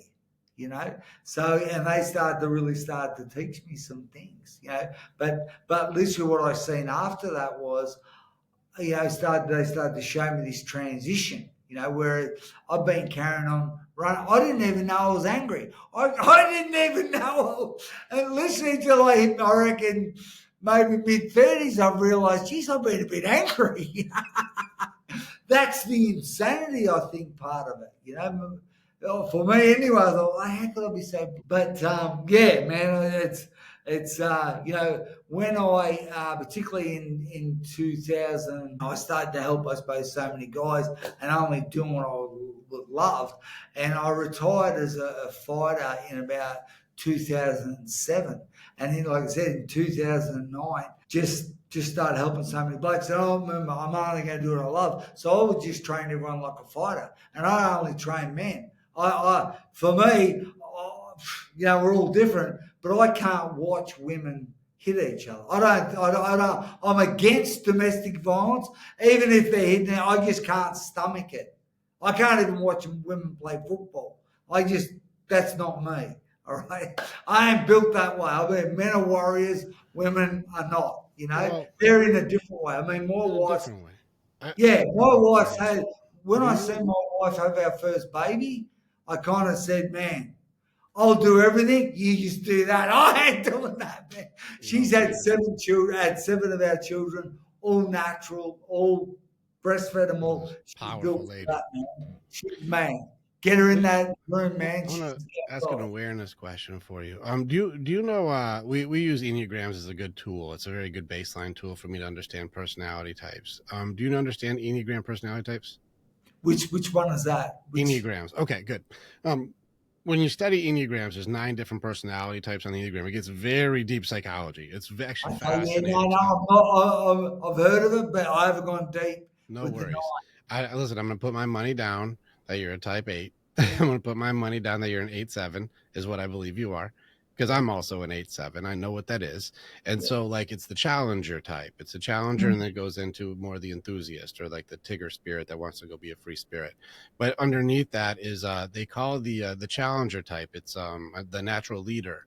But the reason that is built in that way is because you're forged out of fire. You have to go through shit. There's an argument on the Enneagram that personality type is created. It's not born, Mm, because almost every type 8, their backstory is tragic. Like almost every type 8 has the same thing, is that at the very core of this, I have to be the strongest, I have to be in control, I have to be the toughest, don't fuck with me or fucking else. That yeah, whole thing, underneath all of that, is a kid who just wasn't loved the way that they needed to be. And yeah, then where they call it the protective 8, which is the protector type, which is why there's an element of you that is built in to do natural protection, that when you see women get hurt or you see children get hurt, you're like, I can't fucking stomach this shit. mm, Because this is why it's important to have your type 8 friends, because not all personality types are this way at all. yeah, Is the type 8 friend is the one that if somebody wants to bully somebody, will go through me first. mm, And that's why having a type 8 is very useful to other personality types, because they're like, I don't want this confrontation. And your mm, type 8 friend is like, I got you. yeah, yeah, I'll stop this bully for you. Don't yeah, fuck with people, because this injustice system is only reserved for me. Which is very fucking funny, by the way, because we make our own stupid system of hurt everybody. Because, yeah, yeah, but don't hurt them. Only I can hurt them, and we're yeah, idiots about it. So it's ironic because a lot of these systems that I see you do, I can't stomach seeing girls get hurt. I can't stomach this shit. I can watch guys bash their fucking heads in all yeah, day. That doesn't bother me. But watching girls get bashed up doesn't. I don't feel right. There's a protective 8 element, that protective challenger type. yeah, It's the hurt little boy inside of you that can't stomach watching girls get hurt or women get hurt. yeah, And yeah, so this is just a piece of that personality type that seems like it became ingrained, and that's why you can't stomach that element of it, because you're like that. There's a protective instinct that naturally gets triggered. yeah. But Yeah, I suppose. Yeah, it's because one of the things that I did when I created this boxing program, I had all these men, literally like so many men, and we actually, I ended up meeting somebody who was a woman, great woman, who was starting a women's sanctuary, a women's refuge. And it was just, it was just like it was a God thing. I literally met her a week before she was starting it. She didn't know what she was doing. I had a heap of men running running all these programs, having thousands of men, influence over thousands of men, speaking at companies, recruiting men for this boxing program for men that never had a fight, and all becoming a better man. And so I just would literally take 40 or 50 men out there every other weekend and just started building these units and what have you. So, but what I found was, I don't know, I think every mankind that I took out seemed to come alive and it was just felt amazing serving. And, yeah, I thought, oh, well, from the thousands of people that over the umpteen years, I didn't never met anyone that didn't come alive serving and giving. I suppose like I mean the scriptures say about the unfortunate. Man, we've got to be there for them. So yeah, There's a pattern to this too. I've seen because women misunderstand men often, and you saw when you started gathering your guys together, everyone's like, "Hey, how can I help? How can I help? How can I help?" And it's something that I've seen the pattern of for the way that our DNA is as men, whether it be provider or whatever it would be, is that men are natural givers. mm, They're naturally, we're givers. We'll go hunt and gather, and then yeah, it makes me feel good to yeah, give. And this is where, even if you look financially, you see how mm, women are with money versus how men are with money. And this is also a subconscious hierarchy, but I'm going to leave that alone for a little bit. Is that if men have more and your kids or your wife needs something, there's no, we don't have a thought of like, well, what am I going to get? Like, it's like, yeah, of course, take it. Like, we give freely, like healthy mm, men especially. A guy will give freely. Like, what do you need? yeah, That's fine. I'll make more money. I don't give a fuck about that. yeah, It's like, I give because I like to give. But I watch the difference, and this is where you've probably seen over and over again with the guys who come in wondering why there's disorder in the house, where it's like, mm, it turns out mine is hers and hers is hers, but she doesn't have that same giving mentality. yeah, She has a mm, hoarding mentality. There's something going on here for self-preservation on her end that I must be missing, because she expects me to give, and I don't mind giving, but now it's turned into expectation. But then when she has the abundance, it's almost like now it's a power dynamic struggle and she gets to be in charge, but that yeah, doesn't mean leading. And somehow resources turned into now what, the competence of leadership. It is the opposite. That's a bad boss, not a good leader. yeah, And so this is where I was seeing that your guys who show up just want to give. I just want, how do I yeah, help? How do I yeah, help? And I think there's a natural element of the strength of men to not be disregarded today, that we need to become men of abundance so that way we are better givers. amen. Yeah, And that's something I think that was pretty cool, that when you say, hey, we're doing something, and the guys are like, how can I make it better? And that yeah, shows the testament of the spirit of men, good men. Not yeah, boys, by the way. There's a difference from boys, and boys are takers, yeah, girls are takers, yeah, but men are givers, and good women are givers. And this is a yeah, maturity thing, that if you're listening to this and listening, like, am I with, how come my man doesn't do that? How come my woman doesn't do that? mm, It's because you're mature as a boy or a girl. You're both taking. mm, Men give, yeah, yeah, women give, just to give. And this is something God taught me, is givers that give just to give, mm, they get it. But yeah, givers that give to get it never get it. nah, nah, And this is both metaphorically, as far as you don't understand or you don't receive, but they also aren't going to get what they want. So if I just give to you, just to give to you, I don't have any expectation. There's no covert contract here. There's no like, well, now that I did that, you owe me one. Like, no, there is none of that. I just give to give. yeah, I just want to. yeah, And then, man, do they get it? They get love, they get appreciation, they get valued, they get they get people who enjoy being around this person. I could go into study after study on how they've tested this. People who give just to give, man, do they get it? And by get it, they get everything. mm, But the people who give because they want something, they don't nah. get it. Yeah. Well, I suppose in my language, what I say is you don't get what you want, you get what you are. I like it. You get what you Like the are. track's like. Yeah, that's a mirror. You're getting what you are, buddy. That's a good it's a good one. That's solid. I like Yeah. that. Yeah. This is But powerful. what, you know, like you talk about that season of my life, that 10, 11 year season of doing that boxing program, helping support that refuge and what have you, we would run boxing events. You know, that would be a 10-week program. The one of the major qualifiers were for to enter the program was that you'd never had a fight, like you'd never had a boxing match. You know, there's guys that maybe karate or played football, they were looking for a test. I mean, well, there was a range, man. You're talking thousands of blokes. There was a lot of, you can imagine I get a guy never had a fight, just maybe wants to lose some weight, but his mate said do this program. And in 10 weeks' time, he's fighting in front of 1,000 people at the local casino. I was like, whoa. But it was always about who do you have to become to step through those ropes, So we would That's an have, That's go an on. interesting question. I want to make sure that you don't you're clear on like the way you represent for that, because just hearing that to an untrained person, it sounds like, well, who do I have to fake being to be able to get what I want? I want you to be very clear that who do you have to become is not, well, who do I have to pretend to be to get what I want? So what do you mean by who do I have to become to be the kind of person who can get in that ring? Oh man, this is a big subject. I can think of a lot of funny stories because I had a few gyms over the years, but the last one I had for a few years, right, 3 years or so.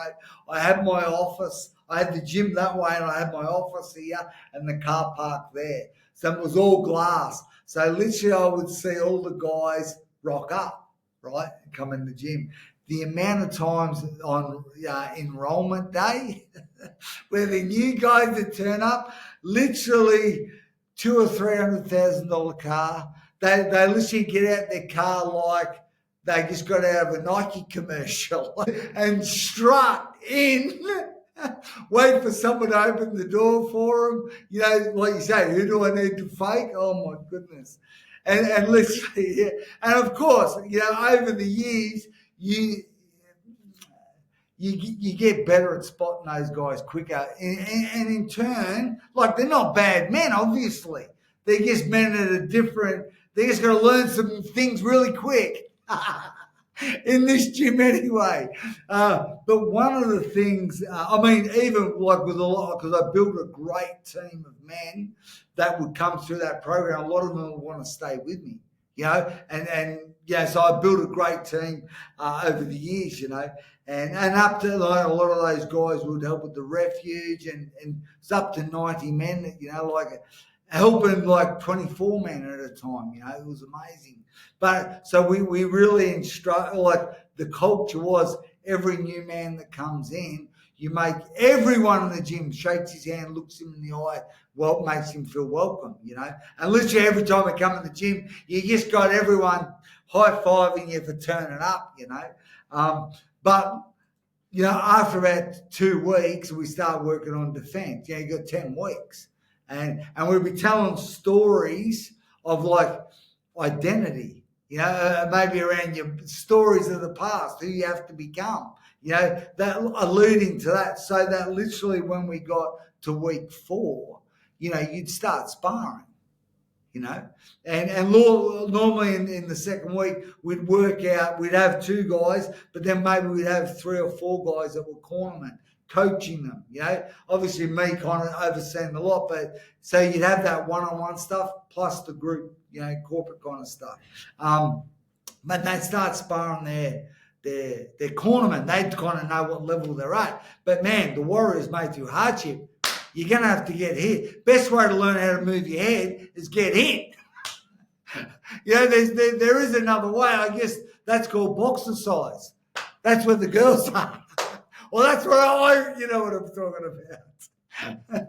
So those guys in the flashy tracksuit pants and cars, that was where really have. I had guys literally abuse, go home, right, and literally call me up and abuse me on the way home because they got hit.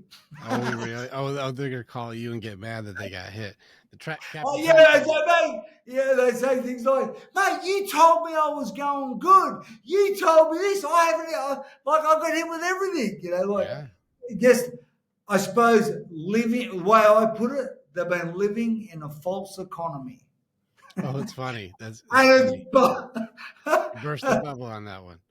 That's funny. so, but really, literally through like that 4 weeks, it changes you. You're not going to get any fitter. Like you're as fitter now. We're going to get the rubber to hit the road. We're going to teach you to move, man. You know, It's important on that one, and this is something that like I had a really big talk with the guys yesterday. We just did a big hangout talk, and I wanted to see if they had the awareness of something I say every single time that like these guys come in and go, dude, I'm getting fucked up, man. My life is fucking smack. I just got punched in the face. I'm not supposed to get hit like this, dude. Oh man, things are going fucking crazy, and my wife's being crazy. I lost my job, or man, I'm not feeling good. I'm sick, and I'm like, good. That's good, man. That's good. He's like, what the fuck? Like, I was like, you catch on. I always say that's really good. I know Jocko does the same thing. I'm like, well, that's good. That means yeah, there's something here. We're learning who you are real quick. yeah, yeah, And yeah. listen, Captain Track Pants, your ego gets checked at the door as soon as it's time to measure competency. Hey, Mhm. mister, and this is very important for people like you and me, like where like the people are like, well, what are all the credentials you have? I'm like, I got a fucking barrel full of shit that doesn't fucking matter because I know a lot of people who have a lot of degrees, but they don't have a lot of competency. And we're Yeah, in a day and age right now that can you actually do what you're saying? Or are you somebody who has, I've seen a lot about this, and so I'm just going to tell you what to do? yeah, And I yeah, think we're in an age where we have to have this balance where, like, you don't have to have done everything, but you have to have enough competency or results to show that I actually know how to do what I'm saying. yeah, And this is where I like when the guys come in with their bravado over competency. And they want to try and keep the conversation about things that I know that have nothing to do with something I can do. And I yeah, said, it's a very funny thing that you can tell me how life is supposed to be until you get fucking punched in the face. yeah, And yeah, then I'm like, good. You fucking needed that because you're yeah. being a dick. And I suppose through that period of it started as a boxing program, but really ended up as over the decade ended up as really an initiation validation kind of program, but because it was hard. And I would talk about it's funny I want to because catch you real quick. I know you're going to go to another cool story. I want to catch something really quick because I know that was a really good chapter. I want to catch something important before we go to the next chapter. When the guys got in the ring, what did you find? Like, what was the most common? Like, these guys found this as soon as they had their first fight. What was the most common thing the guys found in their first fight for that I, you witnessed, your pattern that you've seen? well, with thousands of bloke, it was always like, man, I need to listen to my cornerman. I got no idea, man. I tell some stories, when I went through fights, and what's really a lot of the guys that find interesting all through that program, I would talk about the fights that I lost, not the ones that I won, because it was always the ones that I won. I didn't have to grow and learn and change. It was the ones that I got belted in, man. That was where all the growth happened. Like, you need to go through hardship. Like it's if you you don't need to, but if you don't, you're going to be soft and undeveloped, and when the storm comes, you won't be able to level up. Yeah. Right. So quite often that's what I would always say. Like in the ring, your cornerman can see what you can't. Mm-hmm. He's your eyes, man. Yeah. There's, So there's, that's the biggest thing I think most men would learn very quick. I got to trust this guy. I want to share something that I think this goes along with it perfectly. And I like different versions. I got 9 Bibles in here, but I got one for you. King Solomon, you already know the memes of the Bible is Proverbs, and so like let's go into Solomon's memes. And so I use Proverbs 24:5 and 6 often. I use the NLT version because I like this translation of this exact verse. Yeah. Other ones are a little trickier. And this is one where the wise are mightier than the strong, and those with knowledge grow stronger and stronger. So don't go to war without wise guidance, because victory depends on having many advisors. Mm, So what that means is listen to your cornermen. that's right. They can see what you can't see. You should listen to your cornermen. If you're going to go into battle, hey, you Yeah, may not be able to see everything. Listen to your cornermen. You think you're tough, but you're getting fucking punched in the head. Your cornerman can see. Hey, you got to watch out. He's doing that left often, man. You got to watch this thing. Like, damn, I'm feeling it. yeah, But I- victory depends on having many advisors, and so listen to your mm, cornermen. And I think that it's a very good, humbling lesson for us lone wolves, that I yeah, teach the lone wolves go fucking hungry, man, but the pack always eats, bro. Listen to yeah, your cornermen. yeah, yeah, And so I think it's a very good lesson that these guys learn in their first fight. You're going to get humbled. You're going to get humbled quick. You think your jumpsuit makes you badass? Wait till you get fucking fucked up a little bit. Remember, yeah, you already know what Mike Tyson says. Everybody's got a plan until what? yeah. Till you get Uh, punched in the face. And I think this is a beautiful thing. I actually really enjoy the Fight Club concept of that. It's just very yeah. difficult to manage, of course, because like people really get fucked up. I've got some stories. Yeah, I'm sure you do. I'm sure you do. Some dude is like, that did not go well. That was fucked up. I mean, Russ, but over that like 11 years, man, I learned so many things. There's so many different guys, but I also learned there's a process, and the process work. And hence what I did with that in 2017, like in Australia, like you would find like the guys would find out their mates fighting. Maybe they went to school, they hadn't seen for 20 years, whatever. People would fly everywhere to this casino and would pack with all their old buddies and whatever. Well, you're fighting, you don't know how to fight. What's wrong with you? I'm not missing that. So people would come. So what happened was I do. I got very. I used to love it, mate. Halfway through the night, I would get up and do a speech about courage. And literally, what it would be, it would lead to an enrollment for the next group starting. So, particularly once those guys had a couple of drinks, man, they're easy. But what I would get everyone clapping them. Oh man, they felt like heroes until they realised what they'd done. But it was so much fun, and it was awesome. But what happened was a lot of those guys weren't able to do it because they lived in other states and whatever. So that's when I thought, and there's all these guys that were struggling, just with stuff, life, marriage, raising kids, etc. So that's when I wrote that first book, A Rite of Passage for the Modern Man. So just a small ebook, and I literally sat there for and then I got busy again. I wrote it, and it was amazing. It was great. And it was in not until about 2 years later, 2019, where I'd been feeling for a while.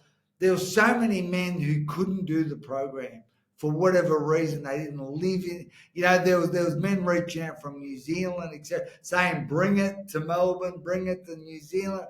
And I actually sold a couple of franchises of that model, but it just didn't have the same. It just didn't work, long term. So I'm going to stop what I'm doing.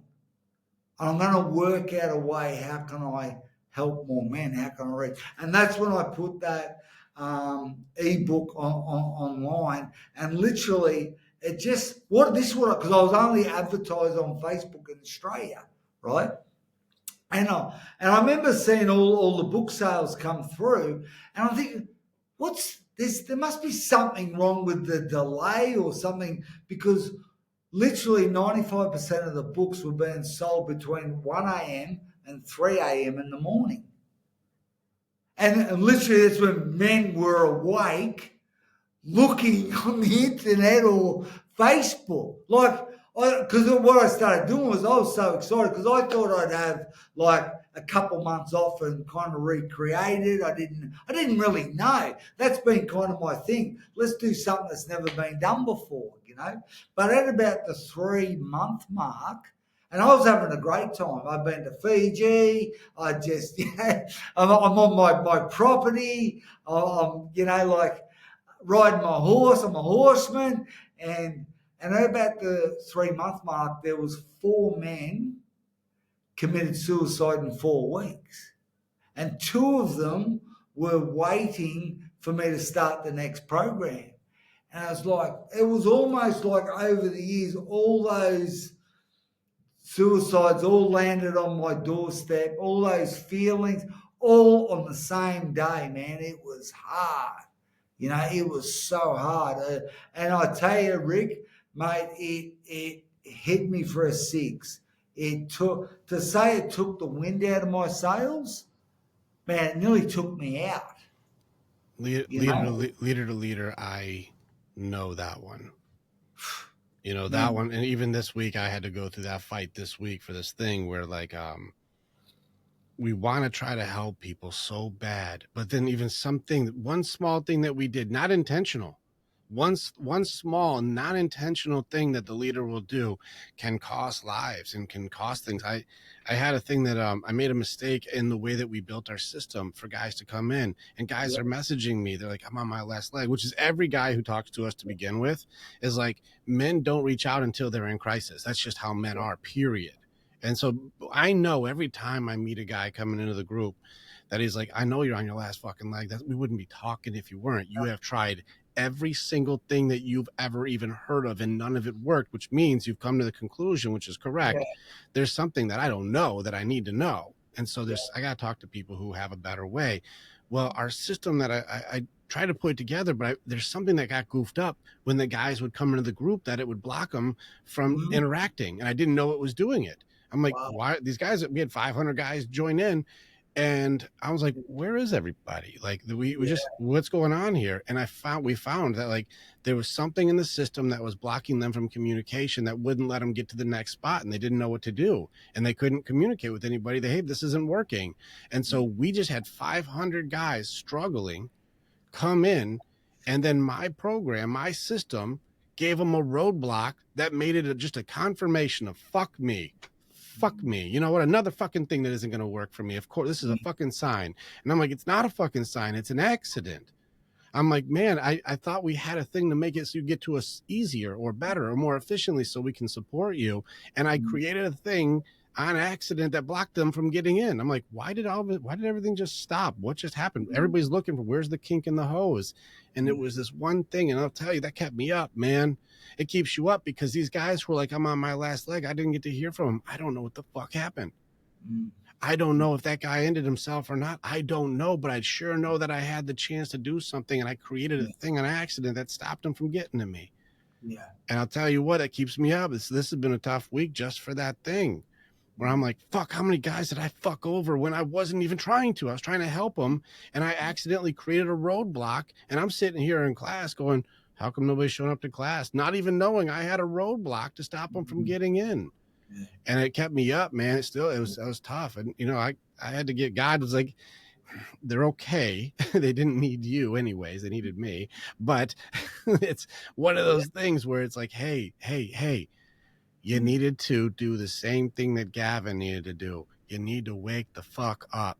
You mm, can't stay in the background waiting for them to come to you. You got to go to yeah, them. You got to be active. You got to be in front.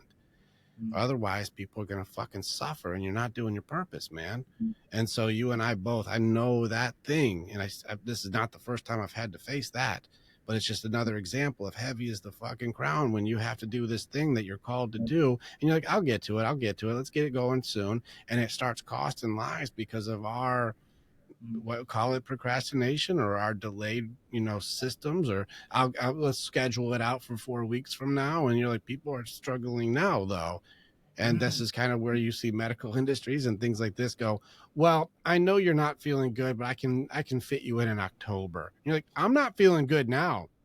yeah, yeah, And so I just heart to heart on you with that one where I'm like mm, watching the guys yeah, watching the guys have hopelessness, and we had opportunity to give hope, yeah, and I just added to the hopelessness indirectly or mm, indiscriminately. I didn't mean to. It wasn't on yeah, purpose.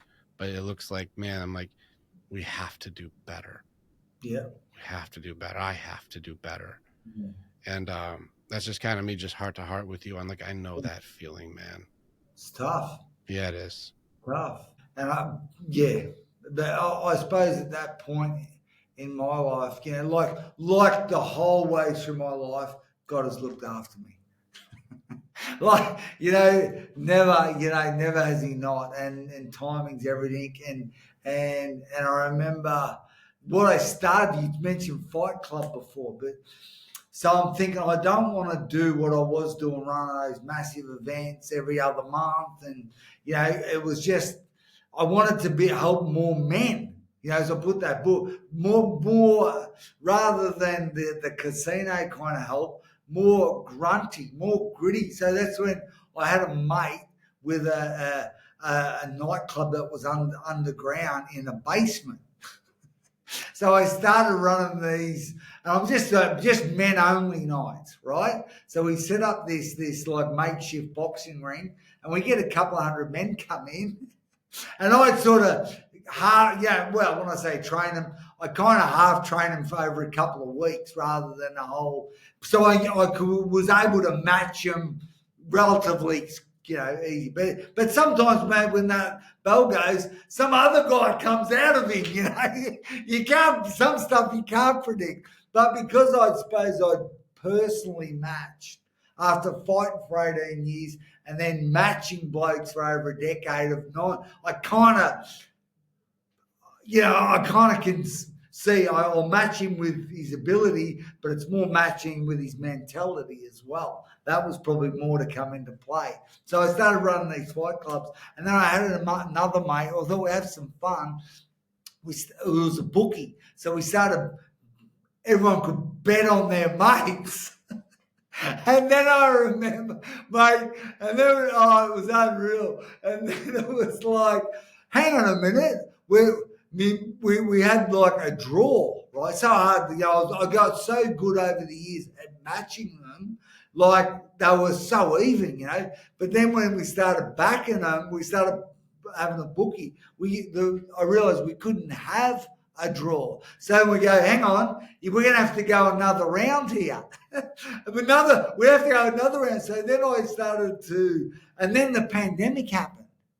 So, but what we found when there was another round, almost like there was always more in a man than what he realised. When he had to do more, he actually could become more.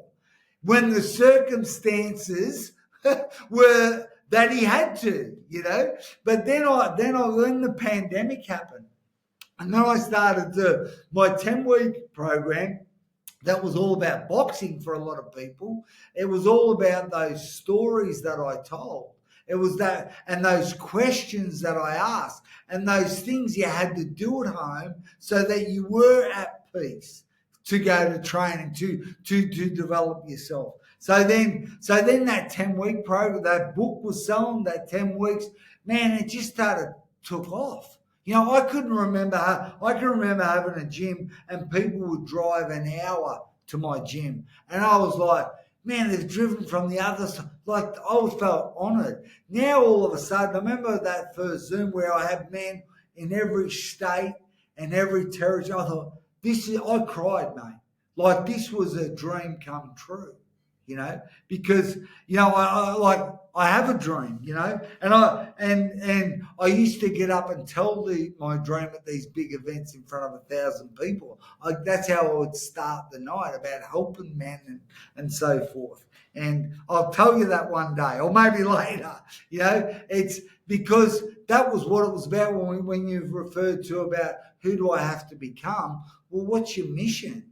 And a qualifier that I've found over the years is when we have that dream and when we pursue those steps, have the courage to dream again, that will be in line with our mission. The thing that we're in line with our purpose, which we develop it into a mission, the thing that's worth our life. But always, I think what trips a lot of men up is they look at that mission, they go, well, I can't do it. Who am I?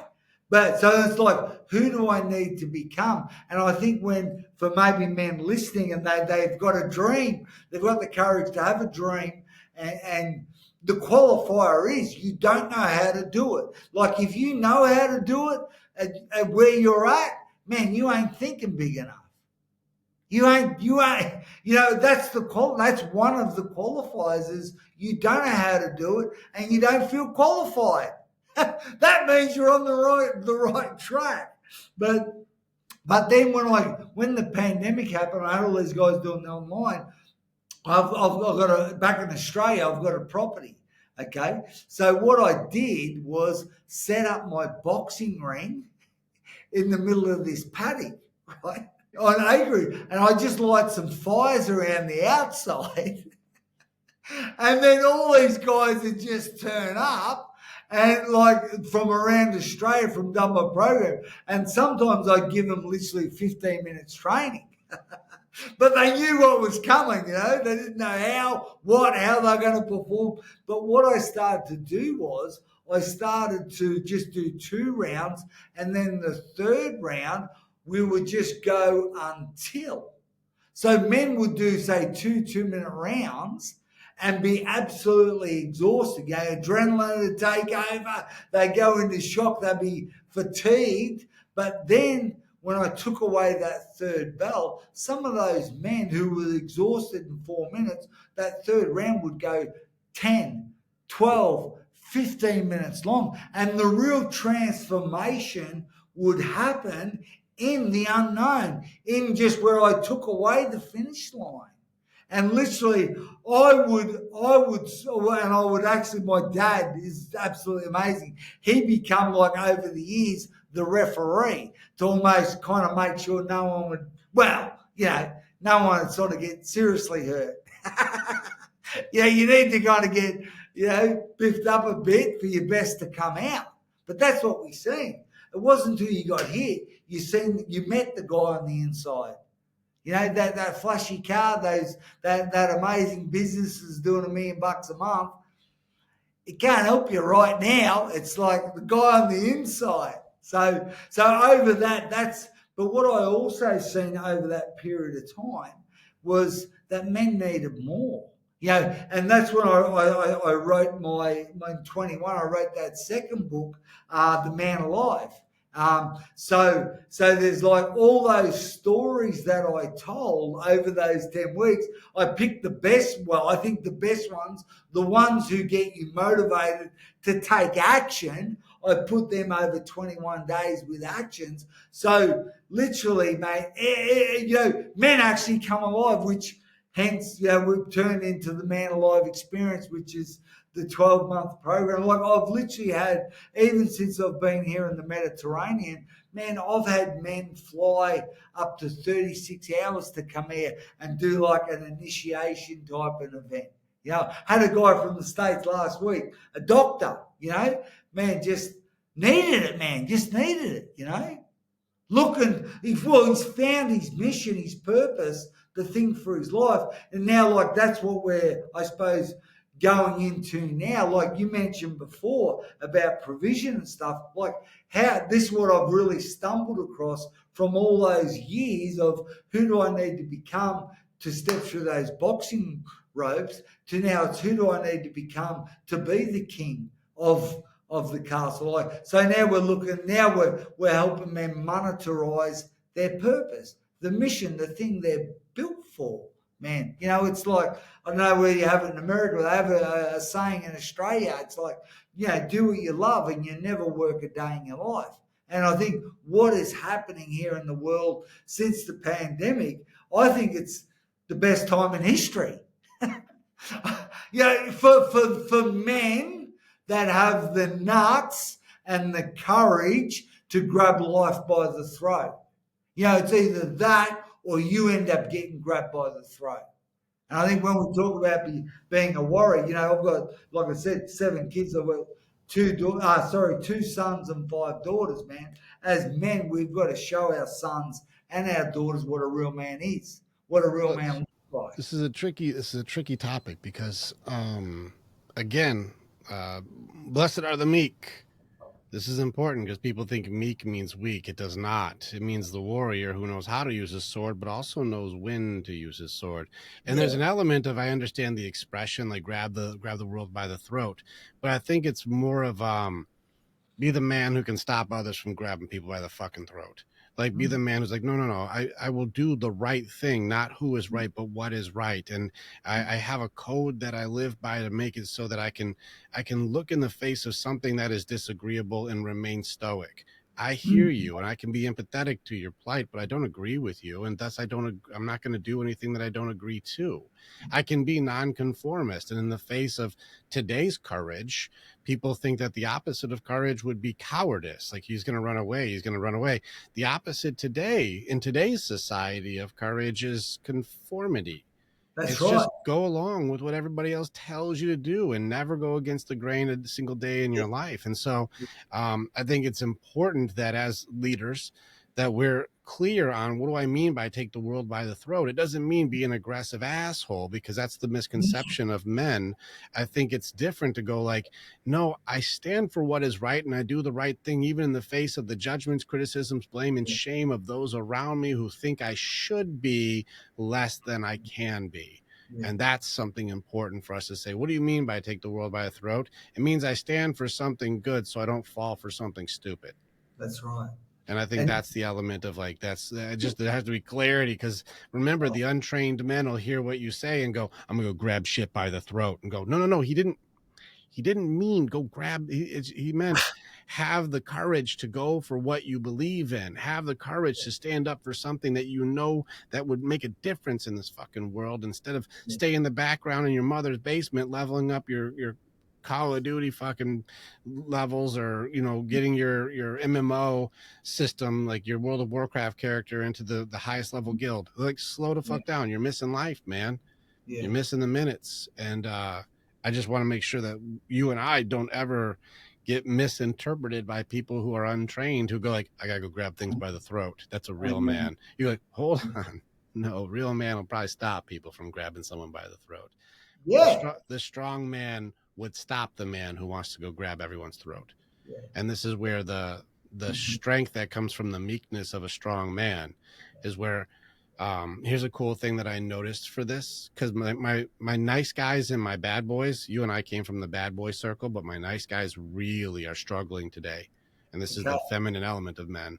The nice guys, who are actually villains, by the way, this is why, ladies, don't feel bad that you're not attracted to the nice guy, because nice guys are not good men.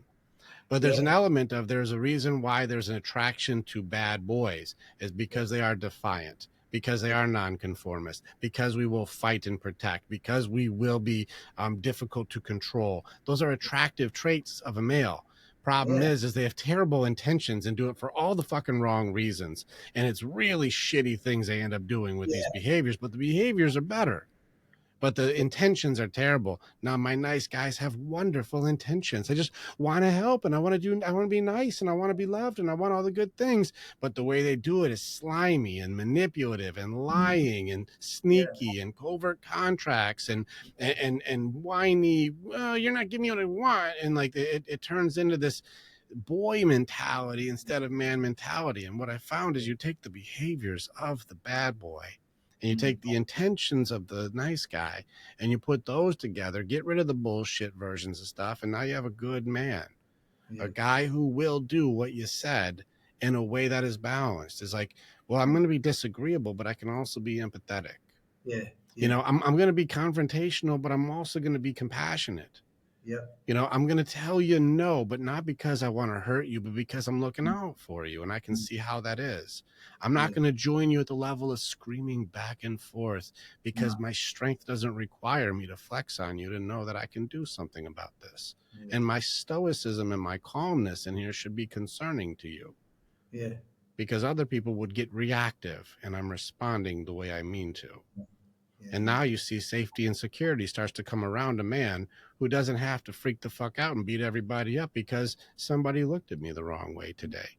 yeah, yeah, It's like, I know what I'm capable of. yeah, And that's why I can stay calm, because I know the difference between a disagreement and danger.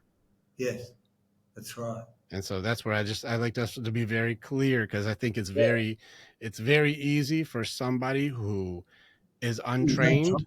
Yeah. doesn't understand the language that you're using, can easily be That's misinterpreted, as Gavin said, to grab people by the throat. He's like, no, he didn't. It's an expression that means something much stronger than that. yeah. And Yeah. so Yeah. being able to be clear, I would just want to make sure that like That's good, mate. we don't get But, mixed up. but all of us, of every man that I've come across, even the nice guys, the not so nice, all everything. If we can connect with that dream and purpose that's in us, we can all develop that grunt. And that's why I said to you before about how I would start those big events. Is I would get all the lights turned off and then spotlight on me on the stage, and I would get everyone to be quiet, like tap their shoulder next to the person, shh, shh, shh, and everyone would just, and then I would say, and this is what I do. Even one of the things we've been doing is the Become a Better Man challenge, 5-day challenge that we do.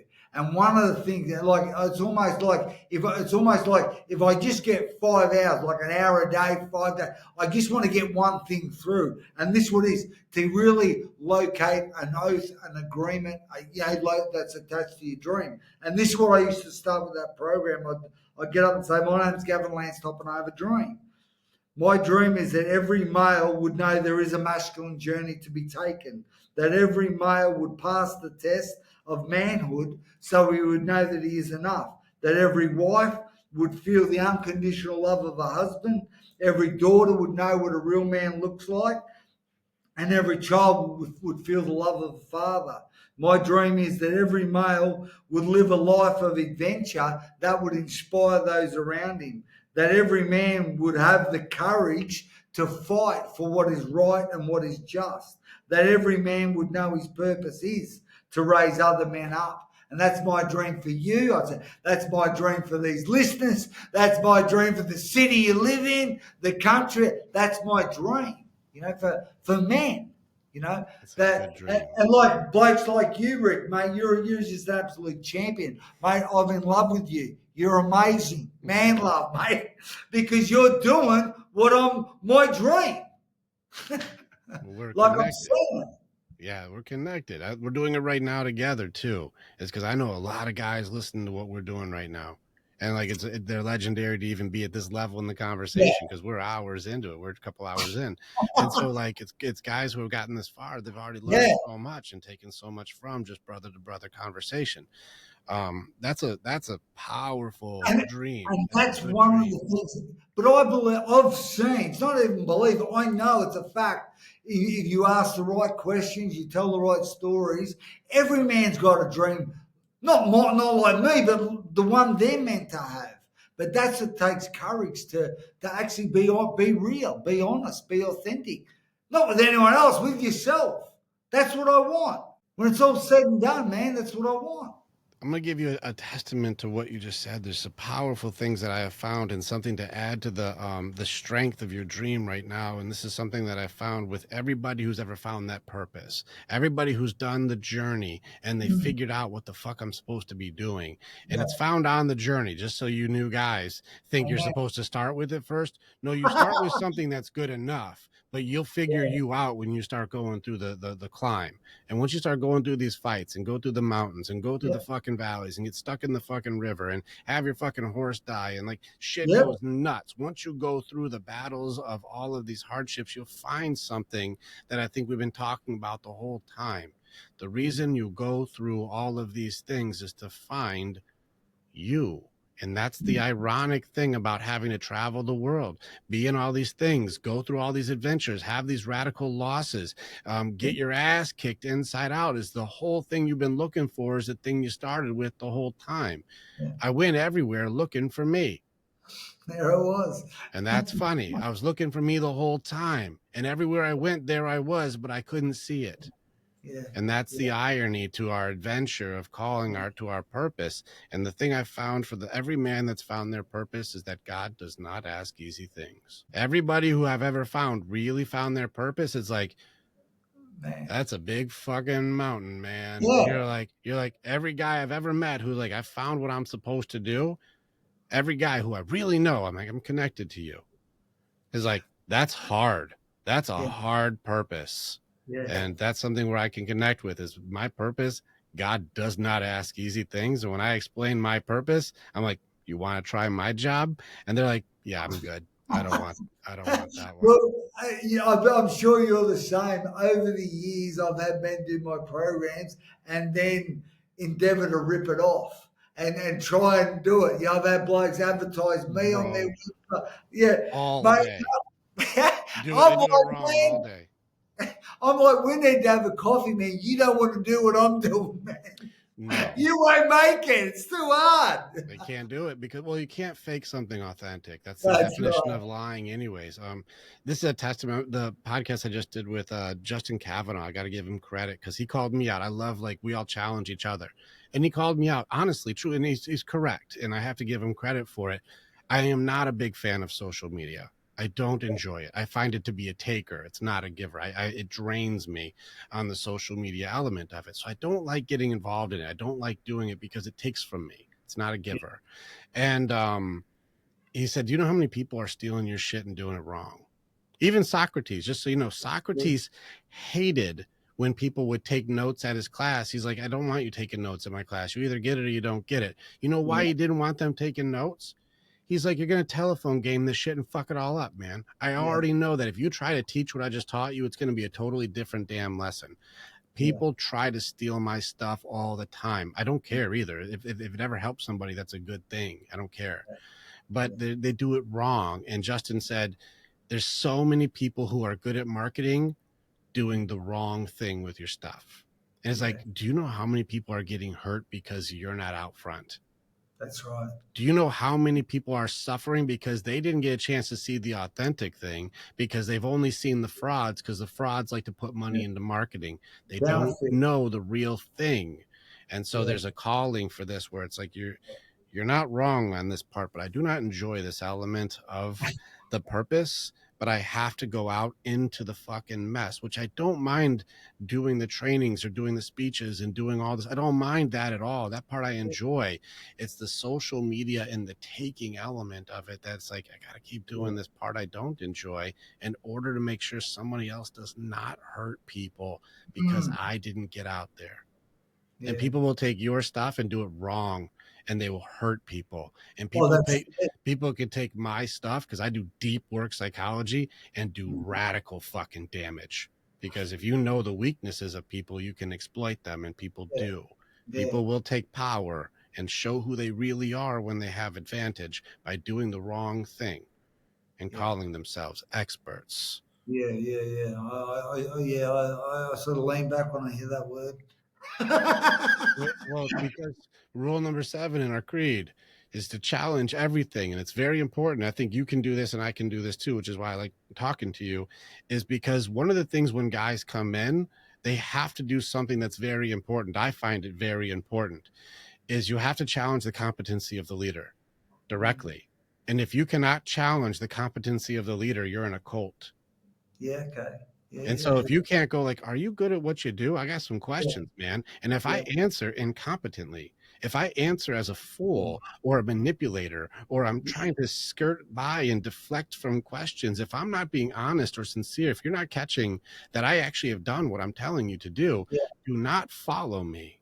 mm, yeah, yeah. Oh, 100%. I totally get it. I totally get it, man. There's nothing worse. I mean, I'm sure you didn't arrive at that place because you had great leaders the whole way. Yeah, I look at you. Oh, certainly, I've had some amazing mentors, coaches, and I've had some ones that, geez, I learned some big lessons. Hey, God bless them both. Yeah. Like we need Well, both. all We doing their need both. best. Yeah, yeah. But Yeah. but one of the things I like for men that even you said something there about how did you put it? It was brilliant. But just it got me thinking and reminded like you have that dream, that true north. But as I said even before, I was actually getting up and speaking that dream in front of thousands of people each year way before I knew how to do it. Way before I needed way before I'd ever been on a Riverside or a Zoom call, way before that ebook even come out of me. Way, and I think that's one of the things that I've seen over the years is really that separates so many males as just that boy, that whiner, that whinger, life's not fair, to the man, hey, let's find a way. Let's make it happen. It's risky. Hey, the biggest risk is going to be not taking a risk. We take the risk. I've, And I think I've as men, as husbands, as fathers, as leaders, man, that's what we're going to do. Even that's what, go on, you going to say something, Rick? Yeah, what you're saying is so powerful and so correct. And I like this is why I like talking with guys like you is because we say the same thing differently, and I think it's very powerful to be able to have different ways we say the same thing because it's necessary in the men's world to go.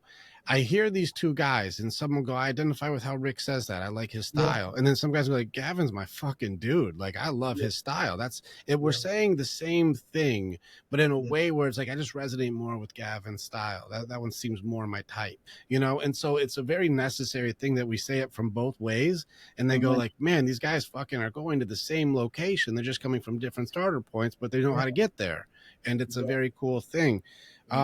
The courage element to share your dreams with others, and this is a heart side thing, and this is something that people won't understand, is I say the men that have the courage to share their dreams with others will share their dreams with others. Mm, This means if I'm telling you my dream, men are natural givers. And the more I share my dream with you, the more you're going to go, oh, dude, I know how we could do that. Hey, I actually yeah, know a guy who knows a guy who could do that thing. Let me make a call for you. And now we're both building the dream. And now we're like, hey, now we're working on a thing. Is hey, I got in touch with Gavin and he's going to help with that thing. I'm like, that's awesome. I didn't even know him. Now we got another guy who's working toward this thing. And because I had the courage to share my dream with you, now we're sharing the building of this dream together. And that's yeah, why I say those who share their dreams with others will share their dreams with others. That's a yeah, courageous passion thing to do. And I think it's very cool that you said I was putting that out there before I even knew what I was doing. And the how shows up when you start asking guys how. yeah, yeah. It's Or powerful. how, or even just, I suppose I needed to get it out there because men were dying. Like Yes. divorces, separations were happening because like that gentleman who maybe challenged you on this social media, man, we need to you know what makes me so happy, I did a 5-day challenge last month, become a better man challenge. We have men from Alaska to New Zealand. Like I think that's as far as you can get. Like I'm thinking this, like dreams come true Yes. for the brave. For the ones who will fight for it. Yeah, Yes. all in. Yes. Well, just Yeah, don't quit. It's not going to be the way you think it's supposed to be. You're going yeah, to and you're so right. You learn more from losing than you do from winning. And you guys are going to call you screaming at you and abusing you on the way home about, I'm never supposed to lose, Gavin. I'm not supposed to get hit. I'm not supposed to lose. And it's like, you don't understand the game. Failure is how you become a champion. You don't yeah, understand is losing is how you become a winner. You don't understand that fucking climbing and getting up every time you fucking fall down is how you become the best. How do yeah, you become a grandmaster? Do it 10,000 ways wrong, mm, you because got it. now I know every fucked up way to do it. And that makes me the best at what I do. Yeah, yeah, And that's mastery. And so this is where I'm with you as a fighter. You go, dude, the reason I'm good at what I do is because I got fucked up a lot. That's why I'm mm, really good at this. Not yeah, because I never lost. It's because I lost in every way you fucking can. And so I understand what you're going through. That's how I can connect with you is, well, I got my ass kicked like that. I get that one. yeah. Yeah. One thing I've seen over the years as well with men that I've helped, obviously in the online realm, the last 5 or 6 years, but in person as well for a decade or so before that, is really, I suppose, we talk about courage and adventure, but I think that whole, we hear that whole thing, burn the boats, but I think deep down nobody's really ever done it. And I think one of the things that I endeavor to do, one thing that I think, I remember I had this guy do my boxing program, and he ended up, he seen a mate of his do it. He was so pumped up, he come to the gym, and I got him, yeah, okay, you'll do it. Well, he's like, why do you want to do it? He goes, because all my life, since I was a kid, I wanted to do it, blah, blah, blah. Then he filled out his form. He was 69. Hmm. Age and wanted to have his first fight. End up having his first fight on the weekend of his 70th birthday. But one of the major things I learned from him, because I couldn't believe he was the age that he was. I literally thought he was mid-50s, right? But in that group, that particular group, there was guys in their 20s, and I think he was more youthful than some of the younger guys. And this was one thing that he said. He goes, he had a habit of doing things for the first time. See, one thing I've seen and heard is a lot of men telling courage stories, grand final stories, war stories, and they were like 30 years ago. Like, I can't remember stuff, and that's one thing I suppose when it comes, like when I came out here, like I was 50, and I like 2 years ago, I said, life's an epic adventure or it's not.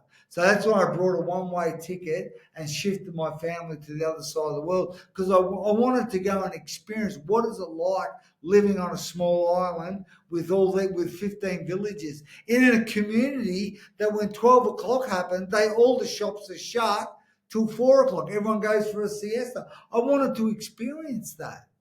Like, oh, life's an adventure, or it's not.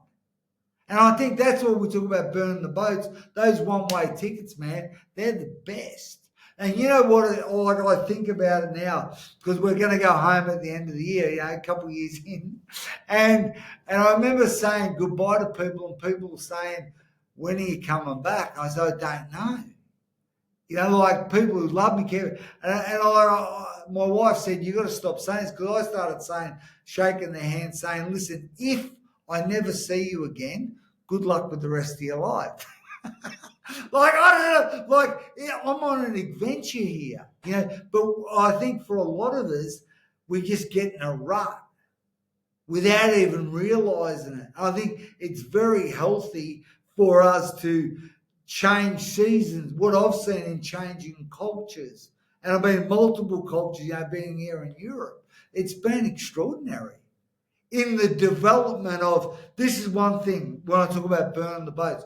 I remember shifting from my city back in Australia where I'm the guy, the boxing guy, I'm the this, I'm the that. Like when I left, I had 5 cars I sold, Range Rovers. I looked at my wardrobe, I had 17 suits. Who needs 17 suits? I don't know. But all this stuff that I accumulated, I didn't realize. So it was great to come to a small village in this island in the middle of the Mediterranean where I have no reputation. I have no credibility. Nobody knows me. I barely can speak the language. Like, oh man, you talk about humility, talk about burning the boats. Absolute freedom, freedom. And it was because of a dream. I love it. So, There's so much Fight Club stuff in here. It's because you had so much stuff you owned. Your stuff ended up owning you, and you had yeah, a I didn't reputation. realize that though, Rick. Yeah. And it's a reputation that you had to get rid of because I didn't need to be that guy anymore. And I think there's a testament too of the commitment of burning the boats, or I should even say having the funeral for is you have to have a funeral for the old you. And I think people who are evolving don't understand that who I was is not who I am because how I am is who I am. And there's some element of us that has to have a funeral for the old you who used to be this guy who used to do harm because I'm hurt. And now you're a guy who helps guys out of hurt so they no longer do harm, and Yeah, lead with the amount of commitment of burning your own boats to say, my pack is safe because I am safe. I am yeah, not who I was. I am who I am now. And who I'll be tomorrow, probably a better version. And I'm going to look keep out. growing. Right. I mean, one of the things that I love it when men enroll into our Man Alive experience and they say, oh, what does it cost? And I say, what? You mean what it's going to cost or the financial investment? Because the finances are easy. What it's going to cost you is your old life, your old thinking, your old way. That's the difficult bit. What am I going to let go I love of? that. Cost or your financial investment, those are not the same thing. Yeah, totally different, man. The finances are easy. It's Yeah. true. It's really funny too. Here's another element of that too. One of my guys actually said this when we were just doing one of the classes, and some new guys were wondering this: what's it going to cost? What's it going to cost? And another guy took it a different direction because he's very hard side, and he said, "You do know you're worth more than what this is, right?" Yeah. Like a lot of guys are they're so, again, they're givers, and so they have no problem if their wife needed 7 grand or 10 grand or Oh, something. They'd be like, whatever I got to do to get it. But it's like, yeah, you're worth more than 7 grand or 10 grand, right? You know that, right? He's yeah. like, you know that you are worth more than that. Right. You That's know right. that, right? Yeah, And they do not know that. They're like, yeah, I'll give it, but I'm yeah, not worth giving it to myself. That feels yeah, selfish. It's like, yeah, you're worth more than that, dude. yeah, So what's it going to cost you? yeah. It may cost you everything, bud. Mm. You'll make Yeah, more money. The yeah, financial investment, that part, the easy part. yeah, No, it's what's going to cost you if you don't, because you're going to be what you hate. Let's yeah, get rid of all that shit so you can be something and you look in the mirror and go, yes, yeah, yeah. yes, that's me. Mate, we're on the same page, mate. Like to, I always like to talk about the 4 levels of value and like that that I see operating at. And the lowest level is implementation, just doing what you know how to do what your old man did.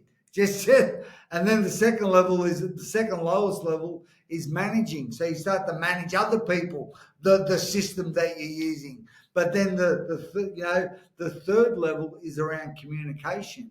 So when we can get a message, a dream, and start to communicate it and inspire the people around us, that's where the action starts to happen. But the highest level is of value is in our imagination. And that's why I love to operate. Let's do something that we haven't done before. Let's become somebody we haven't become before. Let's imagine. Yeah, I always say everything's created twice. First in our mind, and then it materializes. But I mean, you know what I'm talking about. Yes. The problem is we've got all this old rubbish that we're imagining, and hence that's what we get. Your So limiting belief systems. Yes. yeah, But so man, here's so I can show people that we say the same thing in two different ways. You said yeah, implementation, manage, communicate, and then the values and imagination. I yeah, say the same thing differently. Your implementation, that's body side. That's your action side. I have to do something. You have to be yeah, active. That's your yeah, body has to be yeah, involved. You have to train body side. You already know you got to be strong so you can go do something. yeah, Body side. Manage. How do I tactically set this up? How do I teach others? How do I show others to do this? And how do I do this in the most effective way possible? That's your mind. That's yeah, mind side.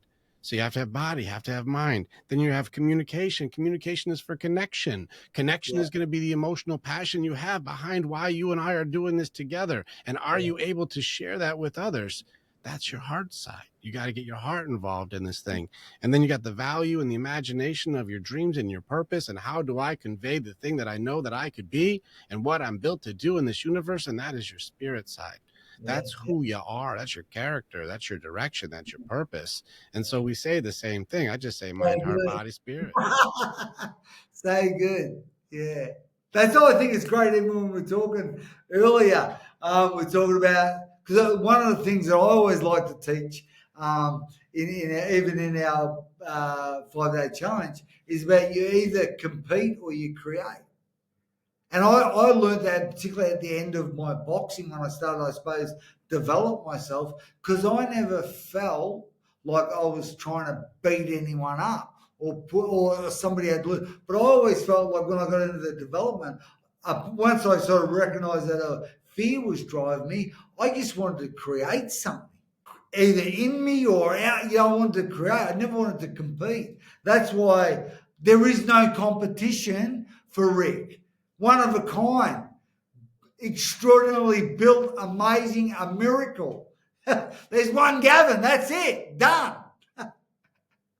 Yeah, I think that's there's no when men competition. get Yeah. that there is no competition. We just either compete or create. It's much better to create. It is. I love this. So here's a fun thing I do. Same. This is why I'm doing this on purpose because it's really fun. Because I want the guys out there to see that the trained and untrained versions of things will find the same conclusion from different points of view, and it's important to understand the value in this. So this is where I do the same thing. What is this? You know, does this? Hammer. It's a hammer. This is a Yeah. hammer. Now, what's a hammer for? I was thinking, what do you got one at your desk for? Oh, dude, You're a I got, handyman. I got tons of tools and shit sitting at my desk. I got 100 things I can teach you right now. I got a whole Love it. gag thing over here. All right, so what's a hammer for? What's it do? Yeah, hit nails. For hitting nails. I can build with it, right? It can build, Yeah, but can it do demolition? yeah, So yeah. I There can you do go. demolition with this, or I could build with this, right? Yeah, yeah, you're right. Which one is harder, demolition or construction? Well, I'll give you an example. Probably to build Yeah, something. to be a Yeah, good carpenter with this thing, I got to go through being an apprentice and then a yeah, journeyman and then learn yeah, mastery. There's a lot of skills, a lot of tricks. This can be used to build great things, but it's yeah, difficult to be tactical with this thing.